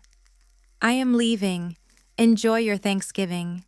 Because it will absolutely be the last one you ever host in this city. I did not look at the shocked guests. I did not look at Madison. I did not look at Jamal, who was standing perfectly still, his dark eyes tracking my every movement with silent, intense solidarity. I simply turned my back on all of them. I walked down the grand hallway, my footsteps echoing with calm, measured precision. I grabbed my thin wool coat from the chair where Catherine had discarded it earlier. I pulled the heavy front door open, letting the freezing Chicago winter air rush into the overheated, toxic mansion. I stepped out onto the porch and pulled the door shut firmly behind me, cutting off the sounds of their panicking murmurs. The night air was brutally cold. The wind whipped across the expansive manicured lawn, biting through my thin coat and stinging my burning cheek. I walked down the long cobblestone driveway, my heels crunching against the thin layer of frost accumulating on the ground. I walked past Madison's brand new Porsche Panamera. I walked past the row of luxury vehicles belonging to the guests who had just watched my father assault me. I reached my rusted 10-year-old sedan parked in the dark shadows near the main gate. My hands were shaking slightly as I pulled my keys from my pocket. It was not from fear or sadness. It was pure, unadulterated adrenaline. The plan was officially in motion. The war had begun. I unlocked the car door and slid into the freezing driver's seat. I shoved the key into the ignition and twisted it. The old engine sputtered, coughed, and finally roared to life, the heater blowing cold air directly into my face. I reached for the gear shift, ready to put the car in drive and leave this toxic compound forever. Suddenly, the passenger side door handle clicked. The heavy metal door swung open, pulling a sharp gust of freezing wind into the cabin. I flinched, turning sharply, expecting to see William coming out to finish what he started, or Catherine coming to hurl more aggressive threats. It was not my parents. Jamal slid into the passenger seat, pulling the door shut firmly behind him. He was still wearing his tailored charcoal suit, but he had removed his tie. The dome light of the car illuminated his face.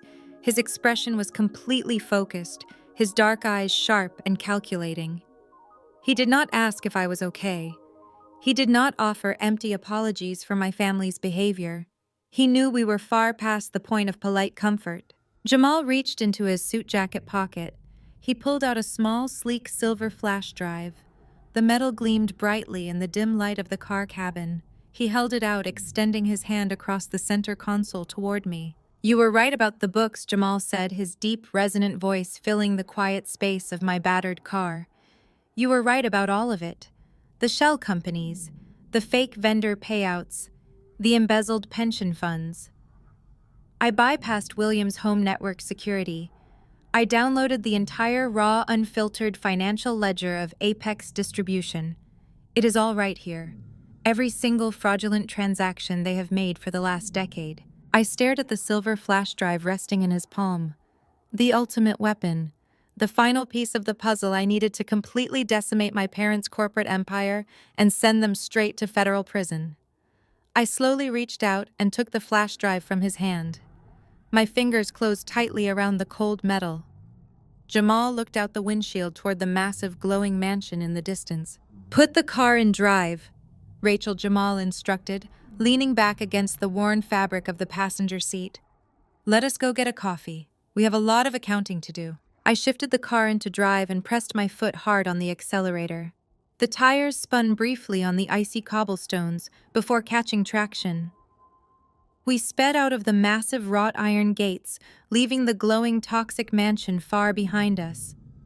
The drive into the city was entirely silent. The adrenaline from the confrontation was slowly bleeding out of my system, leaving a cold, throbbing ache across my left cheek, where my father had struck me. We found a 24-hour diner nestled under the rusty tracks of the elevated train line. It was a gritty, neon-lit sanctuary, completely empty, except for a tired waitress wiping down the Formica counter. The smell of burnt coffee and harsh industrial bleach filled the air. It was the exact opposite of the luxurious catered dining room we had just fled, and it felt infinitely safer. We slid into a cracked red vinyl booth in the back corner. Jamal ordered a black coffee. I ordered the same. I placed my laptop on the sticky table. Jamal looked at the harsh fluorescent light reflecting off my bruised cheek. "I should have stepped in," Jamal said, his voice heavy with quiet, controlled anger. "I should have broken his jaw the second he raised his hand to you." "No," I said firmly, opening the lid of my laptop. "If you had touched him, they would have called the police. You would have been arrested for assaulting a billionaire in his own home. You did exactly what you needed to do. You secured the data." Jamal took a slow sip of his coffee. "I spent 5 years ignoring the microaggressions, Rachel. I sat at that mahogany table and let William belittle my background. I let Catherine make her subtle racist comments about my upbringing on the South Side. I tolerated it because I loved Madison. I genuinely believed she was different from them. I believed she was just trapped in their orbit. The golden child is never trapped," I said, my voice flat. "They are the designated heir to the corruption." Jamal nodded, his dark eyes hardening. "Tonight, William told me to remember my place. He called me a low-level paper pusher." And Madison smiled. She defended him. She looked at me like I was a disposable asset. That was my absolute breaking point. "Welcome to the outside," I said, typing in my laptop password. 2 years ago, I was the lead internal auditor. I was running a basic variance analysis on the operational budget. I noticed a massive discrepancy in the employee pension fund. William and Catherine were aggressively skimming the retirement accounts of their oldest warehouse workers. They were funneling the cash to pay for Madison's extravagant trips to Europe and her custom jewelry. When I brought the spreadsheets to them, I expected them to be horrified by the accounting error. Instead, they looked at me with pure disgust. I paused, feeling the familiar burn of betrayal in my chest. "They locked me out of the building that night," I continued. "They wiped my hard drive and fabricated a wire transfer using my administrative credentials. They framed me for stealing $250,000. They told me if I went to the authorities, they would hand the fake evidence to the police. They destroyed my career to protect Madison's shopping habits." Jamal reached into his suit jacket and placed the silver flash drive on the table next to my laptop. "They made a catastrophic miscalculation," Jamal said. "They framed a top-tier supply chain auditor, and they alienated a federal tax attorney. You know the internal operational mechanisms of Apex distribution. You know exactly how the supply chain is supposed to function and where the logistical bleeding occurs. I know the federal tax code. I know exactly how the IRS tracks offshore asset sheltering and corporate embezzlement. Together we can dismantle this entire empire. Let us get to work," I said. I plugged the silver flash drive into the USB port.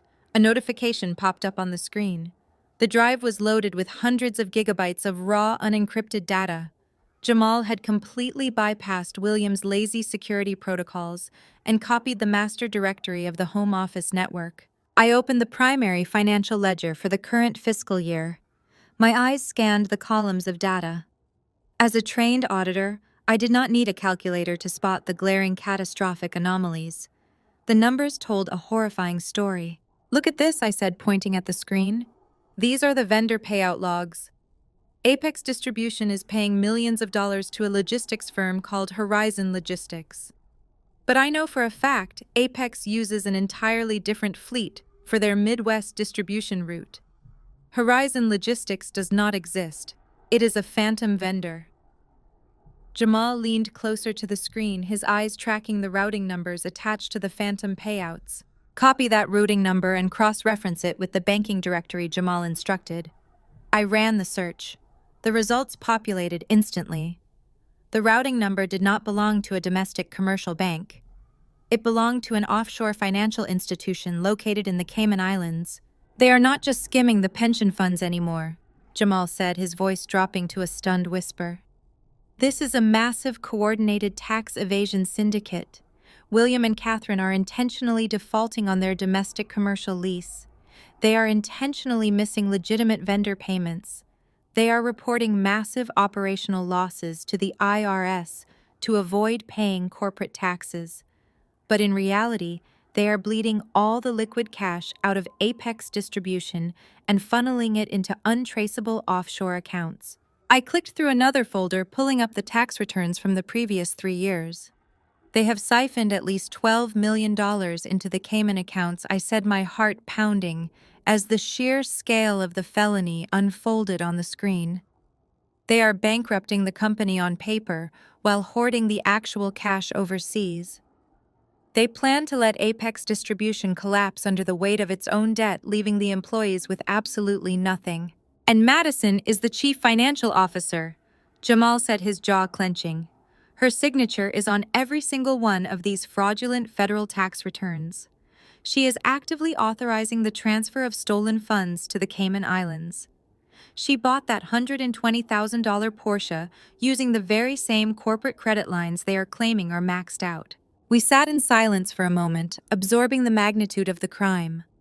William and Catherine were not just greedy business owners, they were sophisticated criminals running a highly illegal offshore sheltering operation. They had destroyed my life to protect a $12 million tax fraud conspiracy. I continued scrolling through the master directory, clicking past the offshore banking records and the fake operational invoices. Near the very bottom of the directory tree, I noticed a strangely named subfolder. It was hidden inside a redundant file path, clearly designed to be overlooked by a casual glance. What is this? I asked, highlighting the folder. The folder was labeled Liability Mitigation. Open it, Jamal said, his tone suddenly shifting from analytical to deeply concerned. In corporate law, liability mitigation usually refers to insurance policies or legal defense strategies. But William does not use standard legal terminology unless he is hiding something highly sensitive. I double-clicked the folder. Inside were several high-resolution scanned PDF documents. I opened the first file. It was a formal legal contract bearing the official letterhead of Apex Distribution. As I read the text of the contract, my blood ran entirely cold. Jamal. I whispered, my voice trembling slightly. Look at this. Jamal leaned forward, his eyes scanning the dense legal jargon. The document was a binding fiduciary appointment contract. It explicitly named the designated individual as the primary legal consultant responsible for all offshore tax strategy and corporate fund routing for Apex Distribution. It was a legally binding document designed to shift 100% of the criminal liability for the Cayman Island accounts onto a single external consultant. I scrolled down to the signature line at the very bottom of the page. There was a signature written in crisp blue ink. Next to the signature was a date stamp from 6 months ago. Jamal stared at the screen. The color completely drained from his face, leaving him looking physically ill. He reached out and touched the laptop screen, his finger tracing the signature.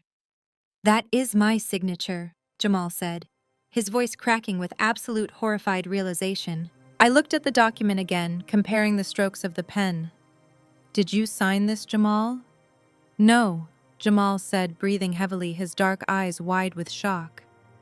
I have never seen this document in my entire life. I have never provided formal fiduciary consulting for Apex Distribution.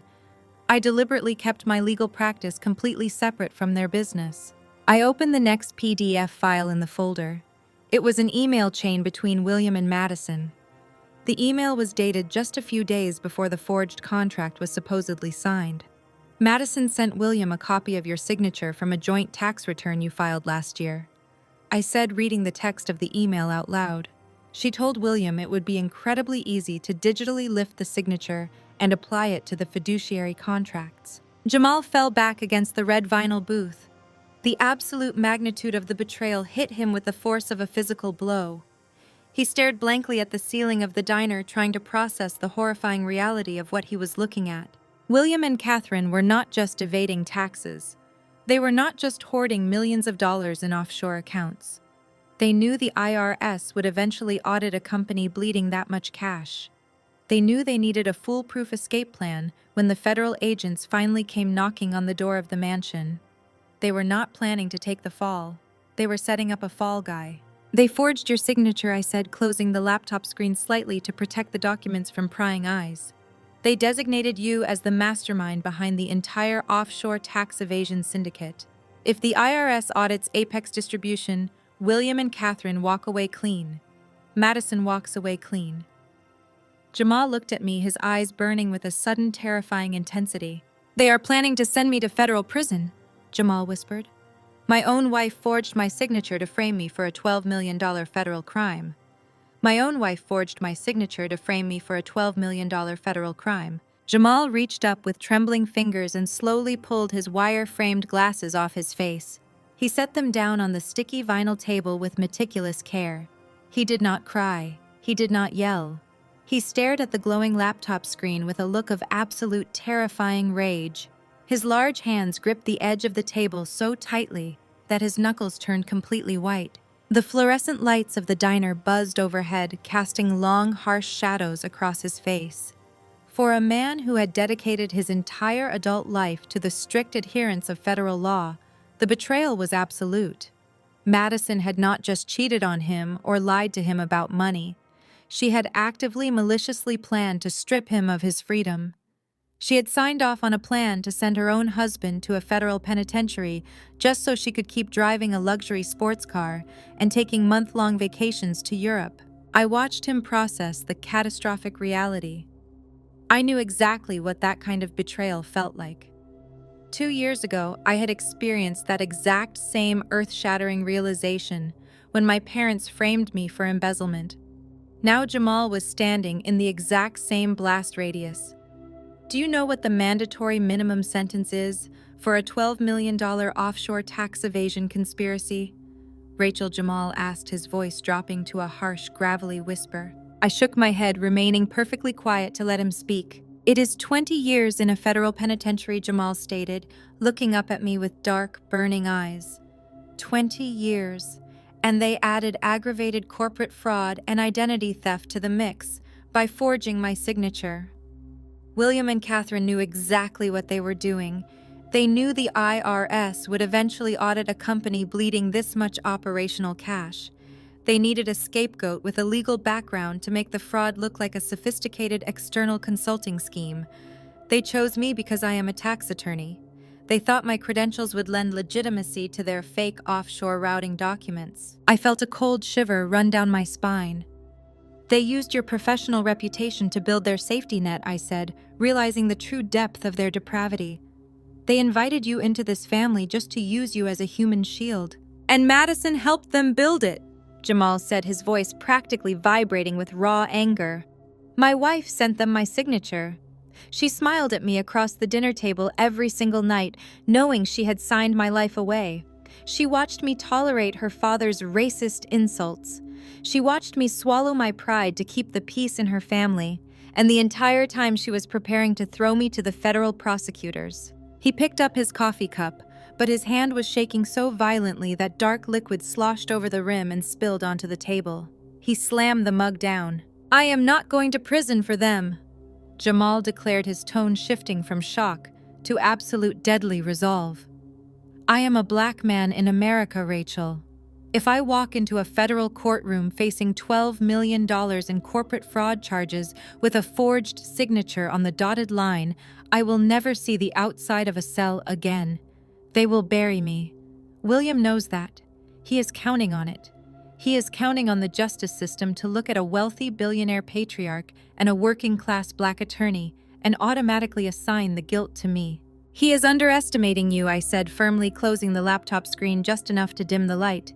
He is underestimating both of us. We are not victims, Jamal. We have the master directory. We have the raw, unencrypted data. We have the offshore routing numbers. We have the forged emails proving Madison supplied your signature. We hold every single piece of evidence required to put them away forever. Jamal put his glasses back on. The sharp, analytical focus returned to his eyes instantly. He was no longer a betrayed husband. He was a ruthless federal tax attorney preparing for war. You are absolutely right, Jamal said, pulling his encrypted smartphone from his jacket pocket. We are not going to wait for the IRS to audit them. We are going to hand-deliver the execution order ourselves. Have you ever heard of the IRS Whistleblower Reward Program, Rachel? I nodded, my professional background as an auditor kicking in. Form 211. It allows individuals who report massive tax evasion to receive a percentage of the recovered funds and grants them certain legal protections for providing the evidence. Exactly, Jamal said, tapping the screen of his phone rapidly. But I am not going to use a standard submission portal. I am a specialized tax attorney. I know the exact protocols, and I have direct contacts within the Criminal Investigation Division of the Internal Revenue Service. When fraud exceeds $2 million, the IRS fast-tracks the investigation. We are looking at a $12 million offshore syndicate. This is a Tier 1 felony case. He looked at me, his expression deadly serious. I am going to draft a formal whistleblower submission right now. I will attach the offshore routing numbers, the fake operational invoices, and the internal emails proving the forgery. I will request immediate federal immunity for myself in exchange for serving as their primary inside witness. Because I am a licensed officer of the court reporting an active felony conspiracy, they will grant the immunity immediately to secure the data. How fast will they move? I asked, feeling a sudden surge of adrenaline. With this level of verified unencrypted evidence, Jamal stated firmly, they will not wait around. The Criminal Investigation Division does not send polite warning letters for offshore tax evasion of this magnitude. They send armed federal agents. They will freeze every single bank account associated with Apex distribution. They will freeze William and Catherine's personal assets. They will seize the mansion. They will impound Madison's new car. They will strip them of every single dollar they have ever stolen before the sun goes down.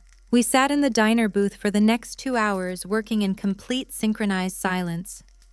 We were a devastating team.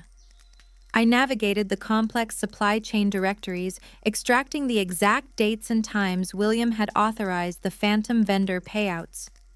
Jamal drafted a flawless, airtight legal brief detailing the exact federal statutes the family had violated. We built a digital dossier so comprehensive and legally binding that no defense attorney in the country would be able to fight it. Jamal attached the encrypted files to a highly secure federal server portal. He reviewed the final submission one last time, his finger hovering over the screen of his phone.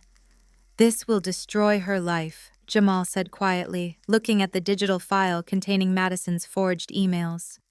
She made her choice the moment she stole your signature, I reminded him, refusing to let him feel an ounce of guilt. She chose a luxury car over her husband's freedom. Jamal did not hesitate another second. He pressed his finger against the screen and submitted the files directly to the federal authorities. The confirmation message flashed brightly in the dim lighting of the diner. The strike was officially launched. The federal government now held the keys to the Apex distribution empire. We did it. I breathed, leaning back against the vinyl booth, feeling a massive weight lift from my chest. They are finished. Just as the words left my mouth, my cell phone buzzed loudly on the table. The sudden noise startled us both. I picked up the phone. It was an urgent email notification. I looked at the sender and my heart skipped a beat. It was an encrypted message from Jonathan Pierce. I opened the email quickly, my eyes scanning the brief, heavily coded text. Jonathan did not waste words. Rachel, Jonathan had written. Situation has escalated. William is panicking. He has found a buyer for the commercial land. The developers are bypassing standard due diligence to secure the zoning rights. William is attempting to illegally push through a fraudulent title transfer tomorrow morning at 10 o'clock sharp. He wants to secure a $15 million cash payout before the banks realize he is insolvent. They are meeting in the main boardroom at Apex Distribution headquarters. Be ready. I stared at the screen, the sheer panic and greed of my father's plan echoing through the brief message. William knew his shell companies were collapsing. He knew the money was running out. He was trying to execute a desperate illegal real estate sale to secure $15 million in liquid cash so he could flee before the consequences caught up to him. He was planning to forge the property deed and sell land that rightfully belonged to my blind trust. "What is it?" Jamal asked, seeing the intense focus on my face. "William is trying to sell the commercial land tomorrow morning at 10 o'clock, I said, turning the phone so Jamal could read the urgent message from the billionaire CEO. He is bringing the developers into the Apex boardroom to sign a fraudulent deed transfer. He wants $15 million in cash. Jamal looked at the message, his sharp legal mind instantly processing the timeline. If he signs a fraudulent deed transfer for $15 million that elevates his crimes from tax evasion to massive commercial real estate fraud and grand larceny, it is the final nail in his coffin. I closed my laptop and slid it into my bag. The exhaustion of the long night completely vanished, replaced by a burning, brilliant clarity. My parents had spent 2 years telling every employer in Chicago that I was a criminal. They had locked me out of my own career. They had slapped me across the face and thrown me out into the freezing winter night. They thought they had won. They thought they were untouchable. "We need to call your contacts at the IRS," I said, looking Jamal directly in the eyes. "Tell the federal agents to meet us at the Apex Distribution headquarters tomorrow morning at 10 o'clock. Jamal grabbed his coat, sliding out of the diner booth. A cold, predatory smile crossed his face. "I will tell them to bring the handcuffs," Jamal said. I left a $20 bill on the table for the tired waitress and walked out of the diner into the freezing Chicago morning. The sun was just starting to rise over the skyline, casting a brilliant golden light across the city. Tomorrow morning, William and Catherine were going to sit in their luxurious boardroom and attempt to steal $15 million. They were going to smile and shake hands with wealthy developers, and I was going to walk through those heavy oak doors and take absolutely everything away from them. The digital clock on the wall of the Apex Distribution boardroom flashed 9:45 in bright red numbers. The massive room was designed to project absolute corporate dominance. The table was carved from a single slab of imported marble. The leather chairs cost more than the average warehouse worker made in 6 months. But this morning the luxury felt like a suffocating trap. William stood near the floor-to-ceiling windows, staring down at the quiet loading docks below. He pulled at the collar of his custom-tailored suit, feeling a cold drop of sweat slide down his spine. The warehouse was terrifyingly silent. The fleet of delivery trucks sat completely empty in the parking lot. The engines were cold. The drivers had not shown up for their morning shifts. They had not shown up because the payroll checks had bounced 48 hours ago. Apex Distribution was completely entirely out of cash. William turned away from the window and paced across the marble floor. His chest was tight with a suffocating panic he was desperately trying to hide. The offshore accounts in the Cayman Islands held $12 million, but that money was entirely frozen behind layers of illegal shell companies. He could not access a single dime without triggering a massive federal audit. His domestic accounts were overdrawn. The corporate credit lines were entirely maxed out from Madison buying her luxury sports car and Catherine funding her lavish holiday parties. If they did not secure $15 million in liquid cash today, the entire empire would collapse by tomorrow morning. The creditors would seize the building, the employees would riot, and the authorities would start looking very closely at the empty pension funds.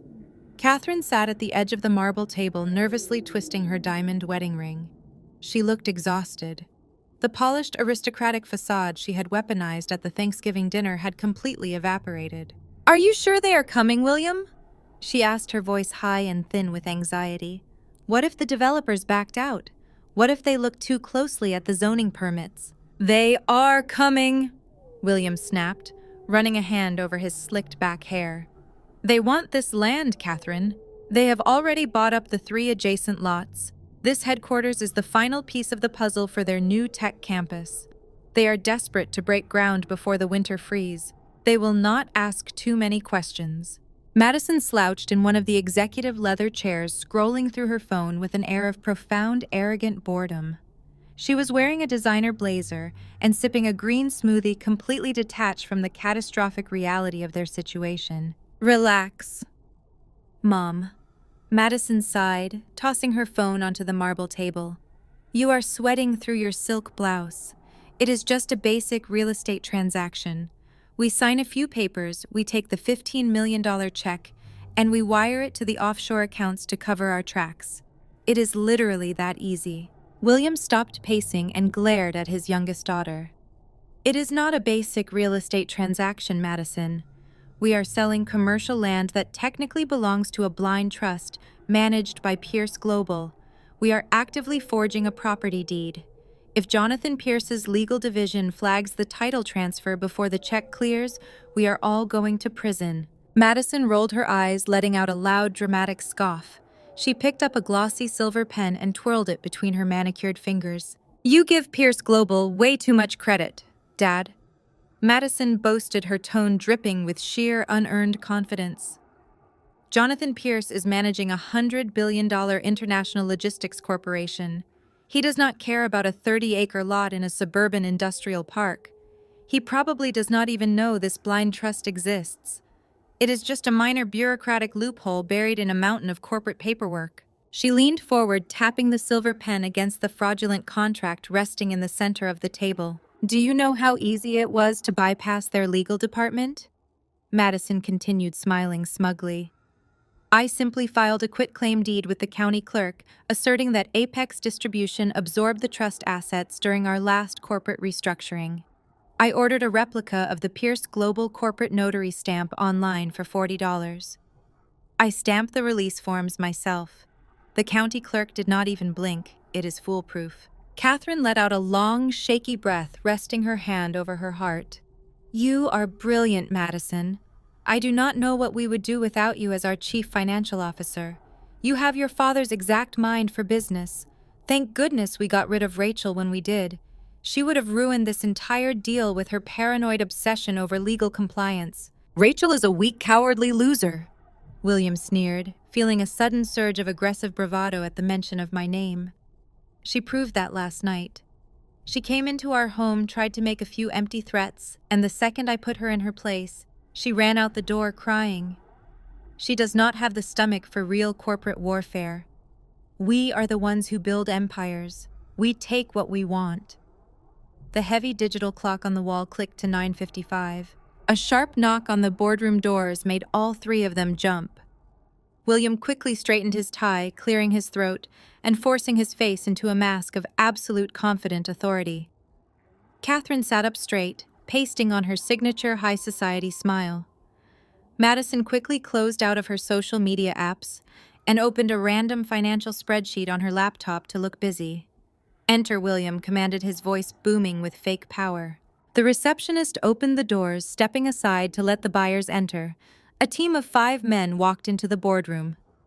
Leading the pack was Mr. Thorne, a ruthless, highly successful commercial real estate developer. He wore a sharp navy blue suit and carried himself with the aggressive energy of a man accustomed to getting exactly what he wanted. Behind him walked his lead legal counsel and 3 junior associates carrying heavy leather briefcases. William Thorne announced, striding across the room and extending his hand. Let us get this done. I have a demolition crew on standby, ready to tear this warehouse down the second the ink dries. William grasped Thorne's hand, shaking it firmly. We are ready when you are, Thorne. As we discussed, we need to expedite the final closing. We are looking to finalize the acquisition of our new facility across town by the end of the week. Thorne nodded, taking a seat across the marble table. His lawyers immediately opened their briefcases, pulling out thick stacks of legal contracts and property transfer agreements. I have the cashier's check for $15 million right here, Thorne said, pulling a crisp bank envelope from his breast pocket and placing it directly in the center of the table. It is fully authenticated and ready to be deposited into the Apex Distribution corporate account. But my legal team needs to review the final quitclaim deed and the release forms from the Pierce Global Blind Trust. We need to ensure the title is completely clear of any corporate liens before I hand over the cash. William felt a cold bead of sweat form at his temple. He swallowed hard, keeping his smile firmly in place. Of course, he said, gesturing toward Madison. My chief financial officer has all the documentation prepared and verified. Madison smiled brightly, sliding the fraudulent folder across the table to Thorne's lead attorney. Everything is in perfect order, gentlemen, she stated with absolute arrogant certainty. The blind trust was officially dissolved during our last quarter restructuring. The corporate stamps from Pierce Global are on page 4, verifying the immediate release of all property rights directly to Apex Distribution. The lead attorney adjusted his glasses, picking up the folder. The room went completely silent. The only sound was the ticking of the digital clock and the soft rustle of heavy paper as the lawyer flipped through the forged documents. William felt his heart hammering violently against his ribs. He watched the lawyer's eyes scan the fake corporate stamps. He watched him read the fraudulent signature Madison had boldly scrawled across the bottom line. If the lawyer noticed the inconsistencies in the font, if he noticed the stamp was slightly misaligned, if he demanded to call Pierce Global to verify the transaction, the entire illusion would shatter instantly. Catherine held her breath, clutching the edge of her chair so tightly her knuckles were white. Madison simply sipped her green smoothie, utterly convinced of her own flawless genius. The lawyer reached page 4. He stared at the fake Pierce Global notary stamp for a long, agonizing moment. He ran his thumb over the ink. William felt the blood rushing in his ears. His entire life, his freedom, his mansion, his offshore accounts hung entirely in the balance of this single, terrifying second. The lawyer looked up from the document and turned to Thorne. The title is clear, the lawyer stated, closing the folder and sliding it back to the center of the table.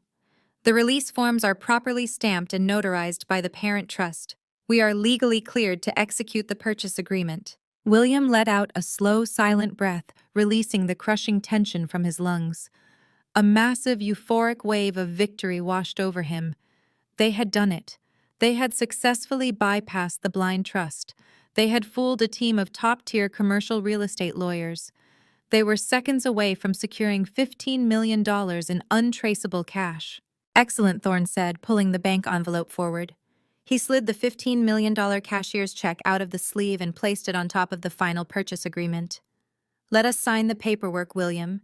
You get your money, and I get my land. William reached into his suit jacket and pulled out his expensive gold-plated fountain pen. He looked at Catherine, who was now beaming with tears of sheer relief shining in her eyes. He looked at Madison, who offered him a smug, victorious wink. They had completely outsmarted the system. They were the masters of the corporate universe. They were completely untouchable. William leaned over the marble table, holding the heavy gold pen. He rested his left hand on the crisp paper of the purchase agreement, smoothing out the edges. He looked down at the signature line. This was the exact moment his salvation became permanent. He brought the golden tip of the pen down toward the paper, ready to sign his name and secure the $15 million that would save his entire fraudulent empire. The heavy oak double doors of the boardroom suddenly exploded open with a violent, deafening crash. The heavy oak double doors of the boardroom suddenly exploded open with a violent, deafening crash. The heavy brass handles slammed hard against the marble walls, sending a shockwave through the dead, silent room. William jumped back, his hand jerking away from the fraudulent purchase agreement. The expensive gold-plated fountain pen slipped from his trembling fingers and clattered onto the polished marble table. It rolled aimlessly, leaving a thin trail of dark black ink across the pristine white surface. I walked through the doorway. I was not wearing the cheap, thin wool coat from the night before. I was not the terrified, unemployed outcast who had been slapped and thrown into the freezing Chicago winter. I wore a tailored charcoal suit that fit like absolute armor. My posture was perfectly straight. My chin was high. The dark bruise on my left cheekbone where my father had struck me was still faintly visible beneath my makeup, but I wore it not as a badge of victimhood, but as a declaration of war. I was not alone. Flanking me on my right was Jonathan Pierce. The billionaire CEO of Pierce Global strode into the room with the terrifying, effortless authority of a man who owned entire city skylines. He wore a bespoke navy suit, his silver hair perfectly styled, his eyes scanning the boardroom with the clinical detachment of a predator assessing a trapped, desperate meal. Behind us walked a specialized tactical unit of corporate warfare. 4 senior litigators from the Pierce Global Executive Legal Division marched into the room in perfect synchronization. They carried heavy locked leather briefcases and wore expressions of absolute merciless intent. For 3 long, agonizing seconds, nobody in the boardroom moved a single muscle. The commercial developers sat frozen in their leather chairs. Thorne stared at Jonathan Pierce, his eyes wide with sudden, profound confusion. Madison dropped her green smoothie. The plastic cup hit the marble table and tipped over, sending a thick pool of green liquid spilling directly toward the forged release documents. She scrambled frantically to pull the papers away, letting out a high-pitched gasp of panic. Catherine was the first to break the paralyzing silence. "Security." Catherine shrieked, her voice echoing shrilly off the glass windows. "Get corporate security up to the executive floor right this instant." She stood up so fast her heavy chair scraped violently against the floorboards. She pointed a shaking, manicured finger directly at my face, her eyes wide with unhinged fury. "How dare you show your face in this building?" Catherine screamed, spittle flying from her lips. "You are a convicted thief. You are a disgraced criminal. We trespassed you from this property 2 years ago. I want her arrested. Someone call the police and have this ungrateful wretch dragged out of here in handcuffs." The Pierce Global legal team did not even blink at her hysterical outburst. They simply fanned out, spreading across the back wall of the boardroom, effectively blocking the only exit. William finally found his voice. He grabbed the edge of the marble table, trying desperately to anchor himself to reality. He forced his face into a mask of aggressive corporate indignation, trying to salvage the rapidly disintegrating illusion of his authority. "Jonathan Pierce." William barked, projecting his voice from his chest to mask the terrified tremor underneath. "I demand to know the meaning of this unprecedented intrusion. This is a private, closed-door real estate transaction. You have absolutely no legal right to barge into my corporate headquarters. And I am utterly appalled that the CEO of a respected logistics empire would willingly associate with a blacklisted embezzler. That woman is a proven liability. She stole hundreds of thousands of dollars from this very company." William turned his desperate gaze toward Thorne and his legal team, trying to contain the massive catastrophic damage. "I sincerely apologize for this bizarre interruption, Mr. Thorne." William lied smoothly, plastering a fake apologetic smile onto his sweating face. "This is my estranged daughter. She has a documented history of severe mental instability and financial misconduct. She has been stalking our company ever since we rightfully terminated her. Security will have her removed immediately so we can finalize our lucrative partnership." Thorne did not smile back. The seasoned commercial real estate developer was not an idiot. He recognized the terrifying shift in the atmosphere. He looked at William's sweating forehead. He looked at the trembling hands of the Apex chief financial officer. Then he looked at the billionaire CEO standing calmly at the head of the table. Jonathan Pierce did not yell. He did not raise his voice to match William's frantic, aggressive tone. He simply walked slowly toward the center of the marble table. The sheer gravitational pull of his presence commanded absolute total silence. He placed his sleek, black leather briefcase on the table right next to the $15 million cashier's check. The soft thud of the leather against the stone sounded like a judge's gavel striking a heavy wooden block. Jonathan unbuttoned his suit jacket and looked directly at the commercial developers. "Gentlemen," Jonathan said, his voice dropping to a smooth, dangerously quiet register. "I strongly advise you to pick up that cashier's check, put it back into your breast pocket, and put your checkbooks away immediately. The people sitting across from you do not have the legal authority to sign that purchase agreement. They are attempting to sell you stolen property." The words hit the boardroom like a targeted missile strike. Thorne's lead attorney gasped audibly. He instantly lunged forward, grabbing the bank envelope containing the $15 million check and snatching it protectively against his chest. His eyes darted rapidly between William and Jonathan Pierce. In commercial real estate, the mere accusation of a fraudulent title transfer from a billionaire CEO was enough to kill a deal permanently. "What the hell are you talking about?"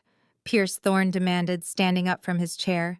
His aggressive businessman persona flared up as he realized his massive tech campus project was suddenly in grave jeopardy. "We just reviewed the quitclaim deed. We reviewed the release forms from your own blind trust. The title is completely clear. The corporate stamps from your legal division are printed right there on page 4. Jonathan Pierce did not even look at the forged documents resting in front of Madison. He simply offered a cold, merciless smile. "My legal division did not stamp those forms," Thorne Jonathan stated with absolute certainty. "My legal division did not authorize a quitclaim deed. My legal division did not dissolve the blind trust. And they certainly did not release 30 acres of prime Chicago industrial real estate to a delinquent tenant who is currently 90 days past due on their commercial lease payments." Every single piece of paper sitting in front of William is a highly illegal fabricated forgery. Thorne turned his furious, intense glare directly onto William. The developer's face hardened into a mask of pure, ruthless anger. "You handed me forged title documents," Thorne roared, slamming his hand down on the marble table. "You tried to drag my development firm into a massive felony real estate scam. Are you completely out of your mind, William? If my compliance team had processed that fraudulent title, my entire firm would be facing federal indictment for money laundering." William was hyperventilating. The oxygen was rapidly leaving his lungs. His perfectly constructed $15 million escape hatch was actively burning to the ground right in front of his eyes. The desperation completely overrode his logic. He abandoned the fake aristocratic grace and resorted to pure aggressive posturing. "That is a blatant lie," William screamed, his face turning a dark, violent shade of purple. He pointed a shaking finger at Jonathan Pierce. "You are trying to sabotage my company. You are trying to bankrupt Apex Distribution so you can swoop in and acquire our logistical routes for pennies on the dollar. I will not let you destroy my legacy. I will sue Pierce Global for tortious interference. I will sue you for gross defamation of character. I will sue you for corporate sabotage. I will drag you through federal civil court until you beg for a settlement." Madison jumped up from her chair, her hands trembling violently as she clutched the edge of the marble table. She refused to accept that her brilliant, flawless plan was collapsing. Her arrogant entitlement blinded her to the massive legal freight train hurtling directly toward her. "You cannot stop this sale!" Madison shrieked, her voice echoing harshly off the glass windows. "I filed the paperwork myself. The county clerk verified the corporate stamps. The local government officially recognized the dissolution of the blind trust. We own this land. You are just a bitter old man trying to bully us because we outsmarted your massive bureaucratic legal department. We have the verified ironclad quitclaim deed right here." Madison aggressively shoved the forged folder across the table toward Jonathan Pierce, as if the fake documents were an impenetrable magic shield. I did not wait for Jonathan to respond. It was my turn to deliver the execution. I stepped forward. I walked past the line of Pierce Global attorneys. I walked past Thorne and his panicking legal team. I walked right up to the very edge of the marble table, standing directly across from my hyperventilating father and my shrieking entitled sister. I did not raise my voice. I did not need to scream to command the room. I held absolute, ultimate power. I raised my right arm. In my hand, I held a thick, heavy black leather binder. The spine was stamped with a bright red, highly secure legal seal. It was the master portfolio of the original, irrevocable blind trust established 10 years ago by the true founder of this empire. I looked William dead in the eyes. I saw the sheer, unadulterated terror radiating from his pupils. I saw the devastating realization slowly creeping into his mind that he had severely, fatally underestimated the daughter he threw away. "You do not own this land, Dad," I said, my voice slicing through the chaotic shouting like a finely sharpened blade. I swung my arm down with all my strength. I slammed the heavy red-stamped legal binder onto the polished marble table. The massive binder crashed down directly on top of William's forged purchase agreement and Madison's fake Pierce Global stamps. The loud explosive impact made everyone in the room flinch. I kept my hand pressed firmly against the leather cover of the binder, leaning my weight forward. I stared into my father's terrified soul. And I am not leaving this boardroom until I take absolutely everything away from you. You do not own this building. You do not own the dirt beneath it. You never did. I delivered the words with a calm, icy precision that cut through the heavy air of the boardroom. I watched the absolute terror paralyze my father. His hands remained frozen in the air, hovering uselessly over the forged purchase agreement he had been seconds away from signing. The aggressive billionaire persona he had projected just moments ago completely evaporated, leaving behind a hollow, sweating shell of a man. "That is impossible!" William stammered, his voice cracking into a high, desperate pitch. He looked frantically at Jonathan Pierce, and then back at the red-stamped binder under my hand. "My mother left me this entire enterprise. I have the corporate charters. I have the municipal tax records. I am the sole operational heir of Apex Distribution. You are bluffing. You fabricated a fake portfolio to disrupt my commercial transaction." I did not argue with him. I did not raise my voice to match his panic. I simply opened the heavy leather cover of the binder. I flipped past the notarized title authentications and the federal tax compliance certificates. I found the original heavy parchment document sealed by my grandmother 10 years ago. I slid it out of the protective plastic sleeve and held it up for everyone in the room to see. The vintage corporate letterhead of Apex Distribution sat proudly at the top of the page. "This is the final irrevocable addendum to the last will and testament of Beatrice," I announced, projecting my voice so Thorne and his team of commercial real estate lawyers could hear every single devastating syllable. It was executed, registered, and locked into a high-security federal trust exactly 1 month before her death. I lowered my eyes to the paper and began to read my grandmother's final binding words aloud. "I, Beatrice, being of sound mind and absolute authority over the assets of Apex Distribution, do hereby execute a permanent legal severance of my estate. My son William is greedy, arrogant, and fundamentally lacking in basic corporate discipline. I know with absolute certainty that he will eventually drive the operational side of my company into total bankruptcy. To protect the foundational wealth of this family from his inevitable incompetence, I hereby sever all commercial real estate holdings from the operational business entity." William let out a choked, gasping sound. He stumbled backward, his expensive leather shoes squeaking against the polished marble floor. He hit the edge of the floor-to-ceiling window and braced himself against the glass, staring at me with wide, terrified eyes. I continued reading, showing no mercy. "I hereby transfer 100% of the land, the warehouses, the zoning rights, and the physical infrastructure of the Apex Distribution headquarters into a highly secured blind trust. Jonathan Pierce will serve as the executive trustee. The sole absolute and unshielded beneficiary of this real estate portfolio is my granddaughter Rachel. William will inherit the operational business, but he will never own the ground he stands on.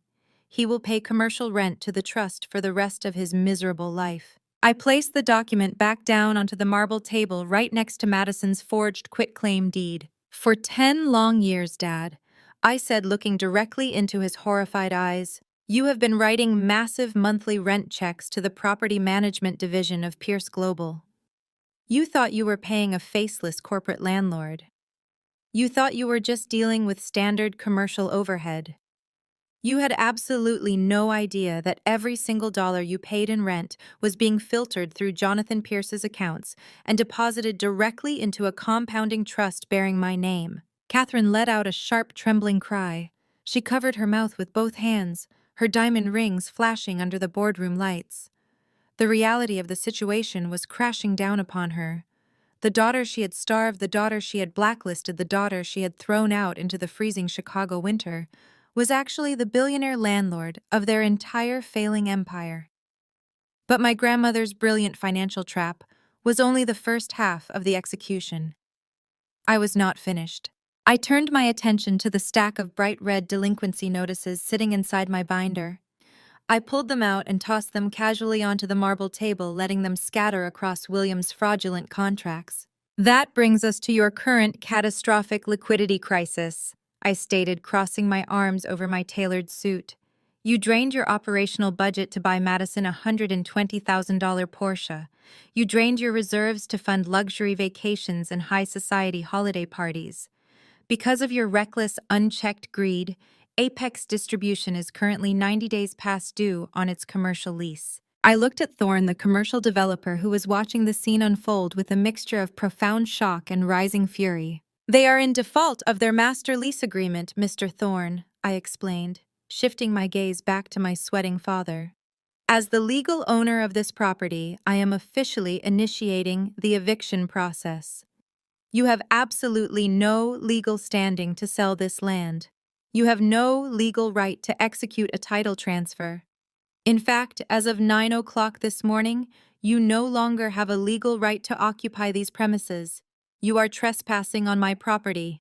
The atmosphere in the boardroom instantly violently shifted.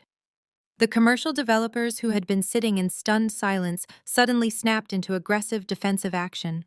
Thorne, a man whose entire reputation was built on ruthless efficiency, realized how incredibly close he had come to stepping into a massive federal fraud trap. Thorne stood up his chair, scraping loudly against the floor. He reached across the marble table and aggressively snatched the bank envelope containing the $15 million cashier's check. He shoved it deep into his breast pocket, securing his funds. "Pack it up!" Thorne barked at his legal team, his voice echoing with absolute furious authority. "Pack every single document up right now. Do not leave a single pen behind." His lawyers scrambled, moving with panicked speed. They shoved the purchase agreements, the title transfers, and their legal notepads into their heavy leather briefcases, snapping the brass locks shut with loud, definitive clicks. They wanted absolutely nothing to do with this radioactive crime scene. Thorne turned his full, towering presence toward William. The commercial developer looked at my father with a level of pure, unadulterated disgust that made William physically shrink against the window. "You pathetic, arrogant fraud!" Thorne snarled, his voice vibrating with barely contained rage. "You sat in my office last week and shook my hand. You looked me in the eye and guaranteed a clean title. You brought my top-tier legal team into this building and handed them forged documents. You tried to use my development firm to launder $15 million in stolen real estate." William raised his hands in a desperate, pleading gesture. "Thorne, please, you have to listen to me," William begged, his voice cracking pathetically. "We can fix this. I can negotiate with Pierce Global. I can get the title cleared. Just give me 48 hours to restructure the deal." "I will give you absolutely nothing," Thorne roared, stepping aggressively toward William. If my compliance team had processed that fake quitclaim deed, my entire firm would be facing federal indictment for commercial fraud and money laundering. You tried to destroy my company to cover your own bankrupt failures. Thorne adjusted his suit jacket, his eyes burning with absolute contempt. "My lawyers are keeping digital copies of the forged documents you presented today," Thorne stated coldly. "We are handing them directly to the state prosecutor to clear our own liability. You are completely finished in this city, William. I will personally make sure every commercial investor in Chicago knows exactly what you tried to pull here today. You will never secure a single business loan again." Thorne did not wait for a response. He turned on his heel and marched out of the boardroom, his legal team trailing quickly behind him. They bypassed Jonathan Pierce and the corporate security detail, walking out the heavy oak doors without looking back. The $15 million lifeline my parents had been desperately counting on walked right out the door with them, completely vanishing forever. The boardroom plunged into a heavy, suffocating silence.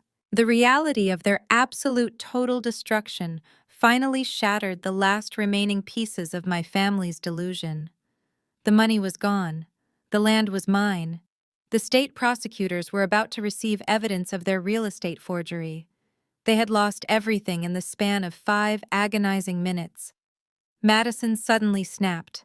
The golden child, the entitled chief financial officer who had never faced a single consequence in her entire pampered life, completely lost her mind. She could not process the fact that her luxury lifestyle, her designer clothes, and her expensive cars were vanishing into thin air. "It is a fake!" Madison screamed, her voice reaching a hysterical, ear-piercing pitch.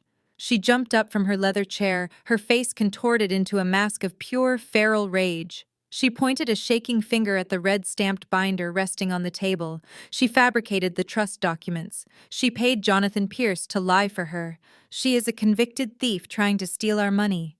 Madison lunged across the wide marble table. She scrambled over the polished surface, knocking over water glasses and scattering the forged contracts.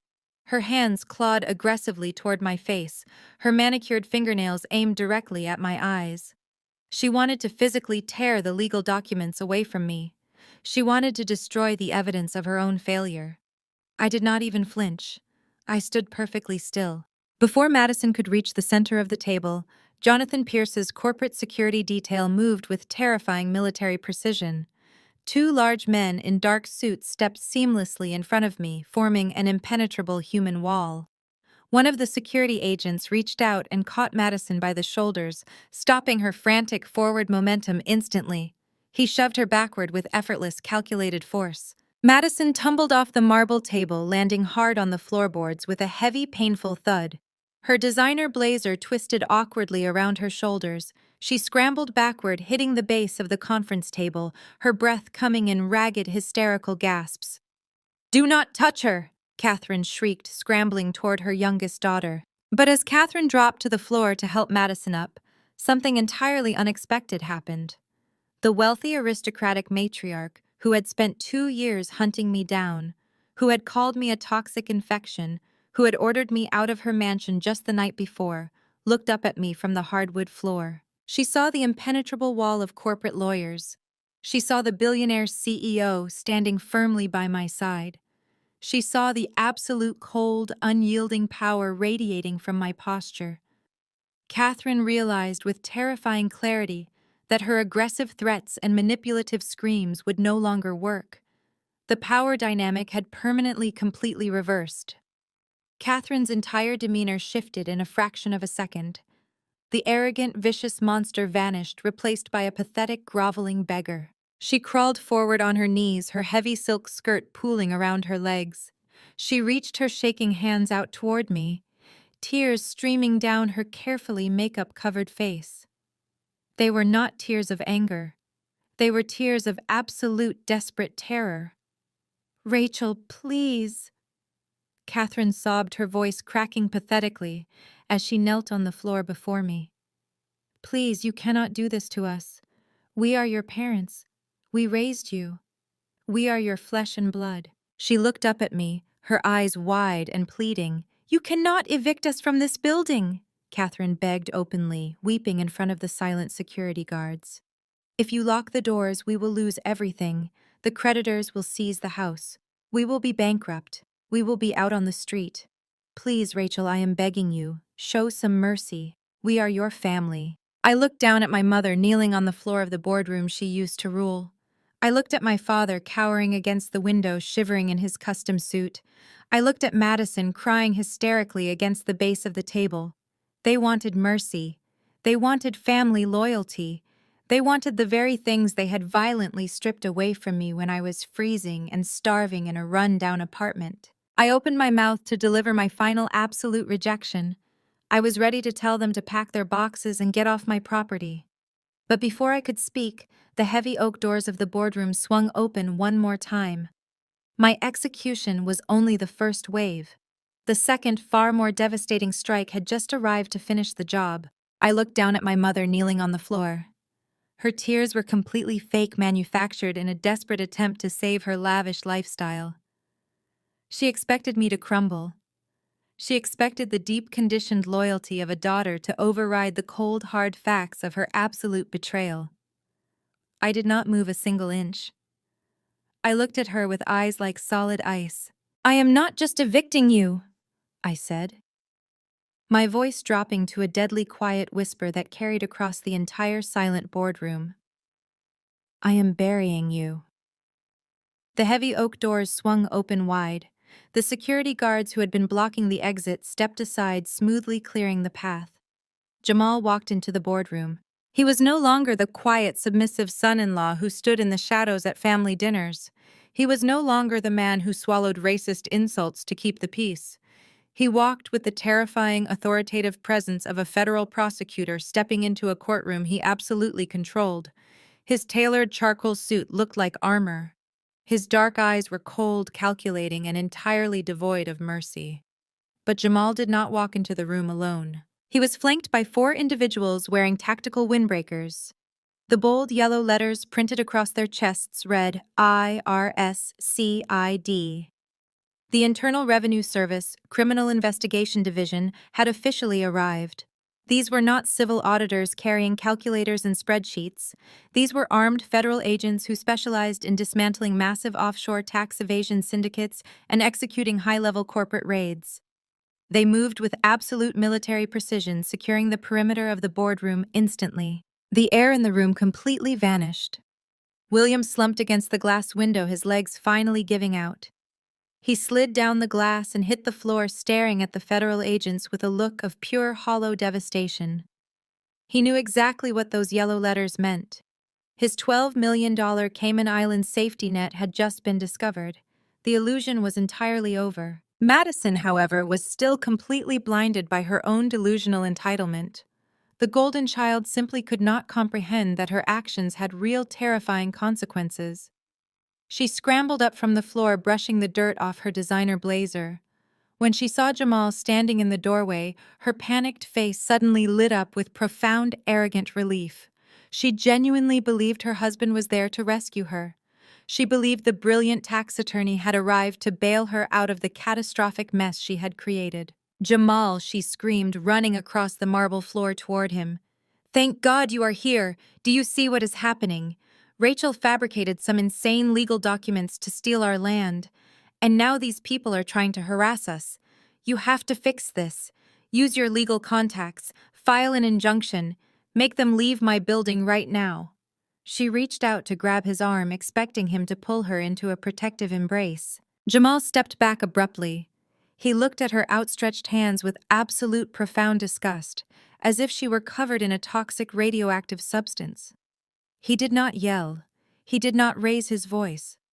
The sheer, deadly calm of his demeanor was far more terrifying than any aggressive outburst could ever be. "Do not touch me, Madison," Jamal stated, his voice echoing harshly off the boardroom walls. Madison froze, her hands hovering awkwardly in the air. Her eyes darted from Jamal to the grim-faced federal agent standing right behind him. The arrogant relief began to drain from her face, replaced by a sudden creeping terror. "What are you talking about?" Madison stammered, her voice pitching higher. "I am your wife. You are a corporate tax lawyer. You have to protect me. Tell these agents they have no jurisdiction here. Tell them we have a team of accountants who handle our filings." Jamal reached his left hand into his suit jacket pocket. He did not pull out a legal brief or a defense strategy. He slowly pulled his hand back out and closed his fist. He stepped forward, walking past his panicking wife, and approached the massive marble conference table. The entire room watched in dead silence as Jamal raised his hand over the polished stone surface. He opened his fingers. A heavy platinum wedding band dropped from his palm. The ring hit the marble table with a sharp, definitive clink. The metallic sound echoed through the massive boardroom like a final, damning verdict.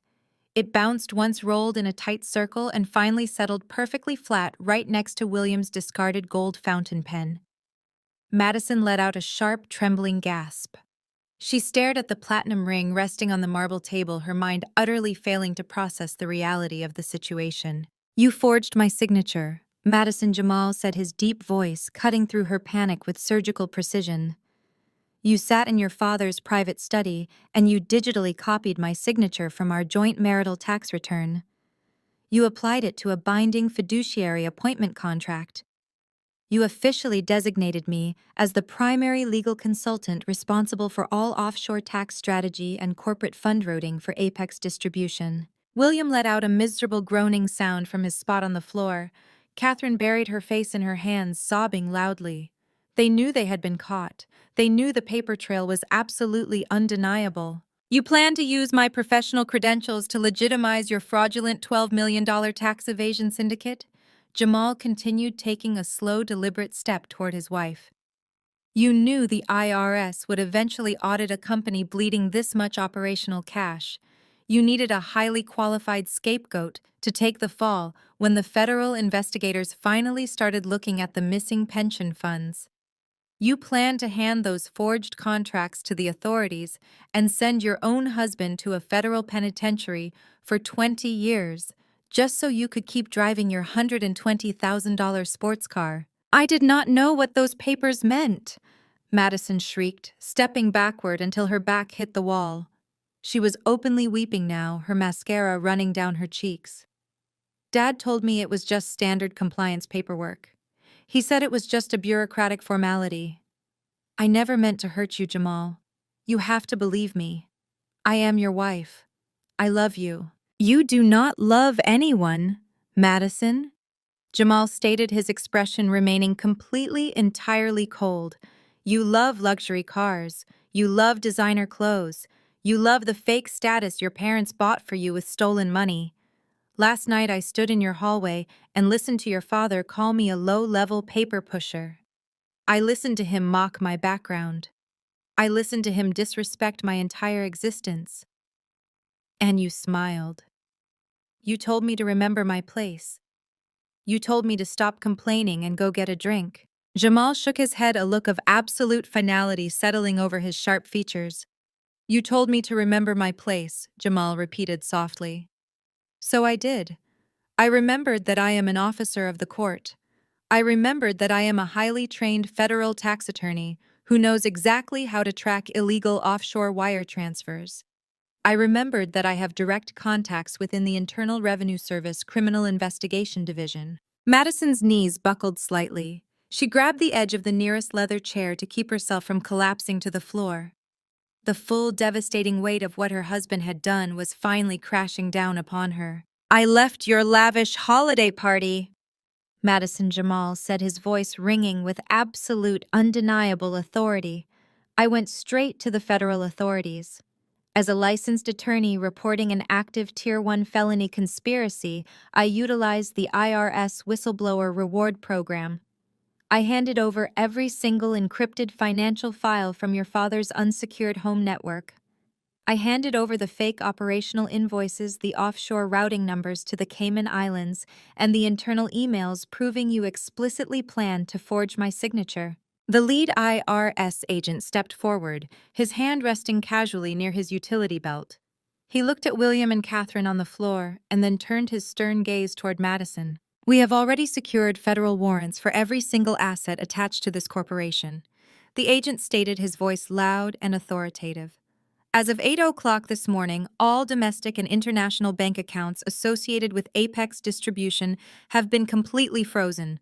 Your personal accounts have been frozen. Your residential estate is currently being cordoned off by federal authorities. You have absolutely zero access to any liquid capital. The financial infrastructure of the syndicate has been totally dismantled. Catherine let out a piercing, hysterical scream. She clawed at the polished marble floor, her perfectly manicured nails scraping against the stone. She realized her mansion, her jewelry, her country club memberships, and her entire high society identity had literally vanished into thin air. She was completely penniless. Jamal reached into his suit jacket one final time. He pulled out a thick manila envelope and held it out toward Madison. Madison stared at the envelope, her entire body shaking violently. She did not want to take it. She knew exactly what it was. Her perfect, wealthy, arrogant life had been entirely systematically destroyed in less than 24 hours. Take it, Jamal ordered, his voice leaving no room for negotiation. Madison slowly raised her trembling hand and took the manila envelope from his grasp. She clutched it against her chest, sobbing uncontrollably. Those are your divorce papers, Jamal said, adjusting the cuffs of his tailored suit. I have already filed them with the county clerk. I am officially severing all legal and financial ties to you and this entirely corrupt family. I have secured full federal immunity for my cooperation in this investigation. You, however, do not have immunity. You are the chief financial officer of a company that just committed massive federal tax fraud and grand larceny. Your signature is on the fraudulent tax returns. Your signature is on the embezzled pension fund transfers. Jamal looked at her one last time, all the warmth, all the love, all the loyalty completely drained from his eyes. Have fun in federal prison, CFO, Jamal said. CFO. He turned his back on her and walked away from the terrified, sobbing wreck of the woman he used to love. He walked over to where I was standing next to Jonathan Pierce. Jamal gave me a single firm nod of solidarity. The alliance we had forged in that dark, greasy diner the night before had worked perfectly. We had executed a flawless, synchronized strike against the people who had tried to destroy us. The federal agents moved forward decisively. The lead agent pulled a pair of heavy steel handcuffs from his belt. The metallic rattling sound filled the boardroom, drowning out Catherine's pathetic wailing and William's defeated groans. William, Catherine, and Madison, the agent, announced, pulling out a thick stack of federal arrest warrants. You are hereby under arrest for conspiracy to commit tax evasion, corporate fraud, embezzlement, and identity theft. You have the right to remain silent. Anything you say can and will be used against you in a court of law. The agents hauled William up from the floor, yanking his arms behind his back. The billionaire patriarch did not fight back. He did not scream. He simply let the agents secure the steel cuffs around his wrists, his eyes staring blankly at the floor. He was completely, utterly broken. Catherine fought the agents, kicking and screaming as they pulled her up from the marble floor. She shrieked about her social standing, demanding they let her go, threatening to call the mayor. The agents ignored her hysterical threats, expertly securing her wrists and pushing her toward the heavy oak doors. Madison just stood there, clutching the manila envelope containing her divorce papers. She let the federal agent turn her around and place the handcuffs on her wrists. The shiny metal locked securely right next to her expensive diamond bracelet. The reality of her situation had finally broken her arrogant delusion. The golden child was going to a federal penitentiary. I stood in the center of the boardroom watching the federal agents march my family out the doors. I felt absolutely nothing for them. The deep, painful wounds they had inflicted on me over the years, the blacklisting, the starvation, the physical assault were finally completely healed. I had taken back my life. I had taken back my power. I had buried them. And the best part was that I was just getting started. The federal agents did not treat my family with the gentle, aristocratic respect they were accustomed to receiving. When Madison tried to pull away, clutching her designer handbag against her chest, the female IRS agent stepped in with swift, uncompromising authority. The agent grabbed the expensive leather handle and yanked the bag out of Madison's desperate grip. The bag was immediately dropped into a heavy plastic evidence sack and sealed with a bright red federal tag. Madison broke down, sobbing uncontrollably. Her knees buckled under the weight of her reality. She was no longer a wealthy corporate executive. She was a federal suspect being stripped of her stolen armor. William watched his golden child collapse. The sight finally shattered the last remaining fragment of his ego. He turned his head, looking back over his shoulder as the agents shoved him toward the heavy oak doors of the boardroom. His eyes locked onto mine. The arrogance, the booming voice, the billionaire facade were entirely gone. He was nothing but a terrified old man facing the absolute ruin he had created. "Rachel, please." William begged, his voice cracking as he strained against the steel handcuffs. "You have to stop this. You are my daughter. You can talk to Pierce. You can talk to the authorities. Tell them we can make a deal. We can give you the operational business. We can give you everything. Just call them off, Rachel. Please do not let them do this to your own family." I stood beside Jonathan Pierce, my posture perfectly rigid, my expression carved from solid ice. I looked at the man who had slapped me across the face less than 12 hours ago. I looked at the man who had actively hunted down my job applications and starved me to protect his own greed. I took a slow, deliberate breath. I made sure my voice was loud enough for every single person in the boardroom to hear. "To whom it may concern," I stated, quoting the exact email he had used to destroy my life. "My parents are thieves. Do not hire them." William let out a wretched, sobbing gasp. It was the sound of total, ultimate defeat. The federal agents pushed him forward, forcing him out of the boardroom and down the long corridor. Catherine followed behind him, wailing hysterically about her ruined reputation. Madison trailed at the back, clutching her empty, handcuffed wrists. The heavy boardroom doors swung shut behind them, sealing their fate and silencing their pathetic cries forever. 1 month later, the toxic empire of Apex Distribution was completely officially eradicated from the Chicago Business Registry. The speed of the federal investigation was breathtaking. Armed with Jamal's immaculate, unencrypted data, the IRS Criminal Investigation Division froze every single domestic and offshore account tied to the family. The sprawling suburban mansion in Oak Brook was seized by the federal government. The luxury cars were impounded and auctioned off to pay the massive restitution fines. William, Catherine, and Madison were denied bail due to the severe flight risk posed by their Cayman Island connections. They sat in federal holding cells awaiting a trial they had absolutely no hope of winning. With the operational entity completely bankrupt and seized by federal authorities, I finally took total unshielded control of my inheritance. The 30 acres of prime commercial real estate belonged exclusively to me. I did not sell the land to the commercial developers. I did not take a quick cash payout. I had a much larger, much more ambitious vision. I utilized the massive capital reserves sitting inside my blind trust to completely renovate and modernize the warehouses. I stripped away the outdated, failing infrastructure my father had neglected for years. In its place, I built a state-of-the-art, highly automated supply chain hub. I founded my own independent corporation, naming it Vanguard Logistics. I was no longer just an internal auditor or a mid-level analyst begging for an interview. I was the founder and chief executive officer of a multi-million-dollar enterprise. Jonathan Pierce did not just serve as my former trustee. He became my most powerful strategic partner. Pierce Global possessed a massive international shipping network, but they needed a modernized, centralized distribution hub in the Midwest to streamline their ground operations. Vanguard Logistics provided the exact infrastructure they required. We executed an exclusive, highly lucrative partnership agreement. I integrated my newly renovated warehouses directly into the Pierce Global supply chain network.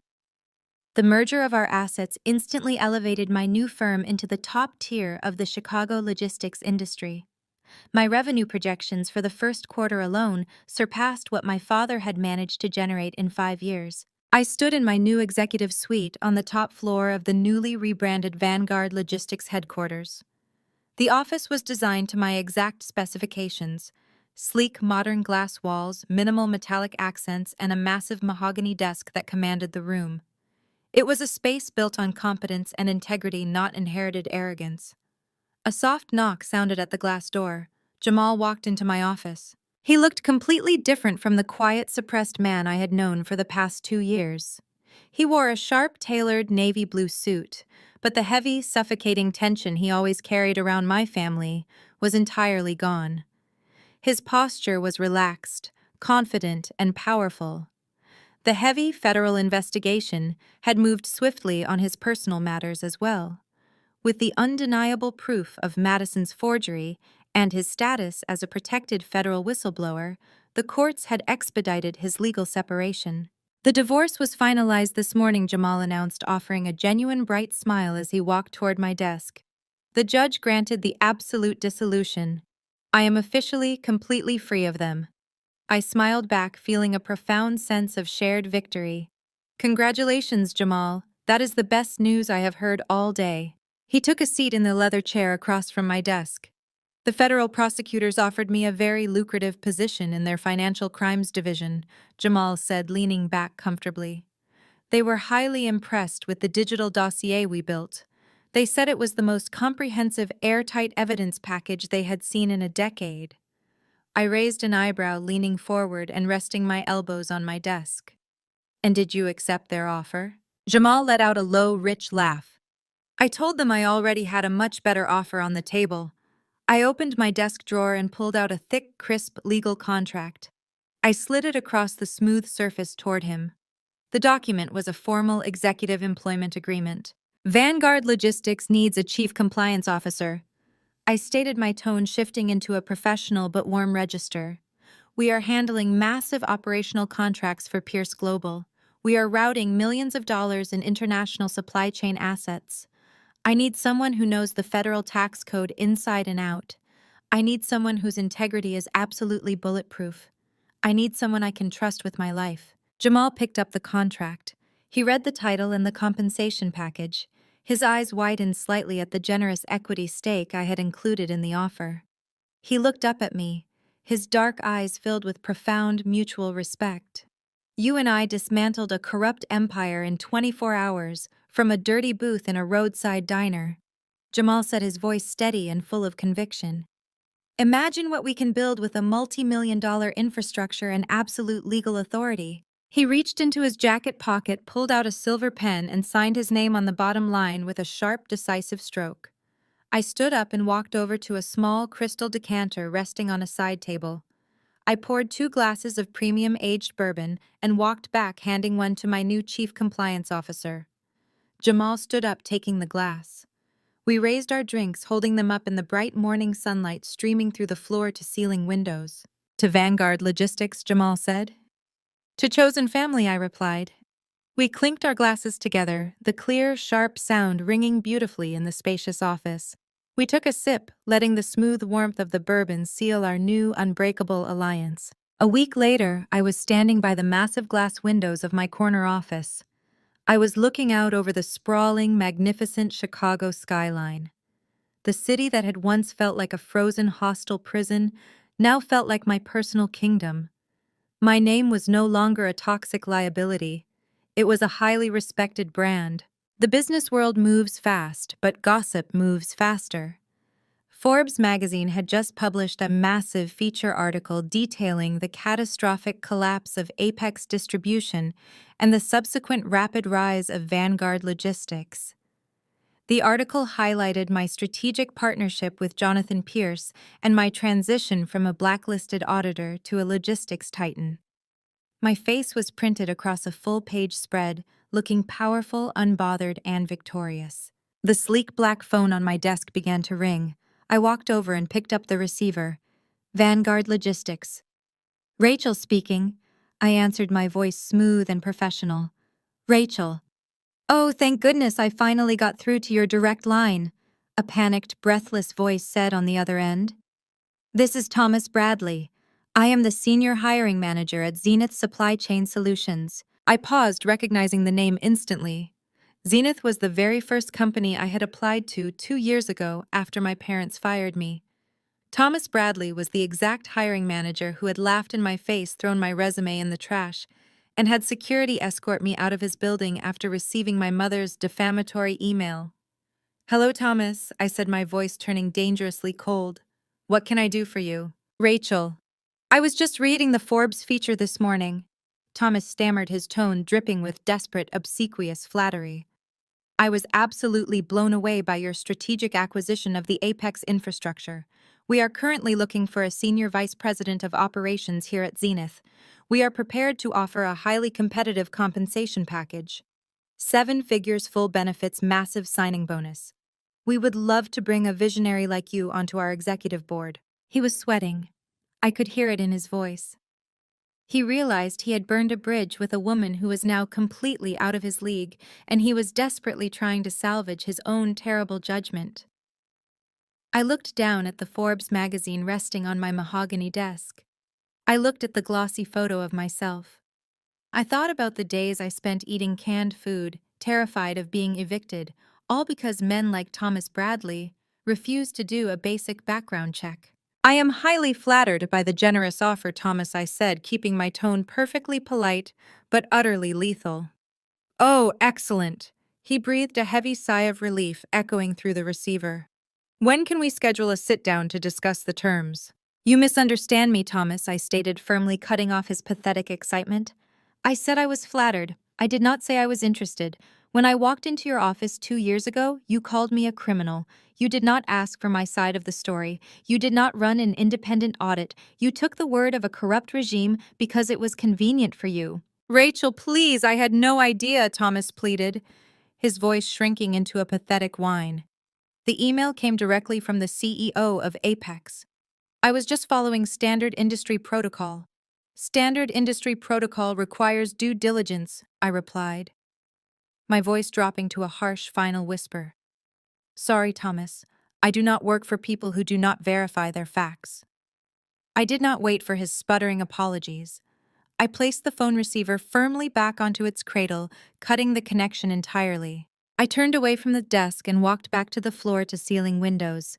I picked up my ceramic mug and took a long, slow sip of my hot black coffee. I looked out over the glittering metallic skyline of the city. The sky was perfectly clear. The winter sun shone brightly, reflecting off the endless expanse of glass and steel. My parents were locked in federal holding cells. My sister had lost her fake crown. My career was entirely bulletproof. It was a complete, absolute, untouchable victory. Rachel's journey reveals a profound lesson. True power against toxic family members lies in quiet preparation and absolute independence, not in begging for their validation. When her parents destroyed her career, she didn't waste energy screaming at their lies. Instead, Rachel meticulously built her own empire and secured ironclad legal boundaries. She proved that sharing DNA does not entitle anyone to abuse you. Real vindication happens when you stop seeking their approval and let your undeniable success dismantle their illusions. Take control of your own narrative today and build a foundation they cannot touch. Have you ever had to walk away from a toxic environment to rebuild your life? Please share your story in the comments below.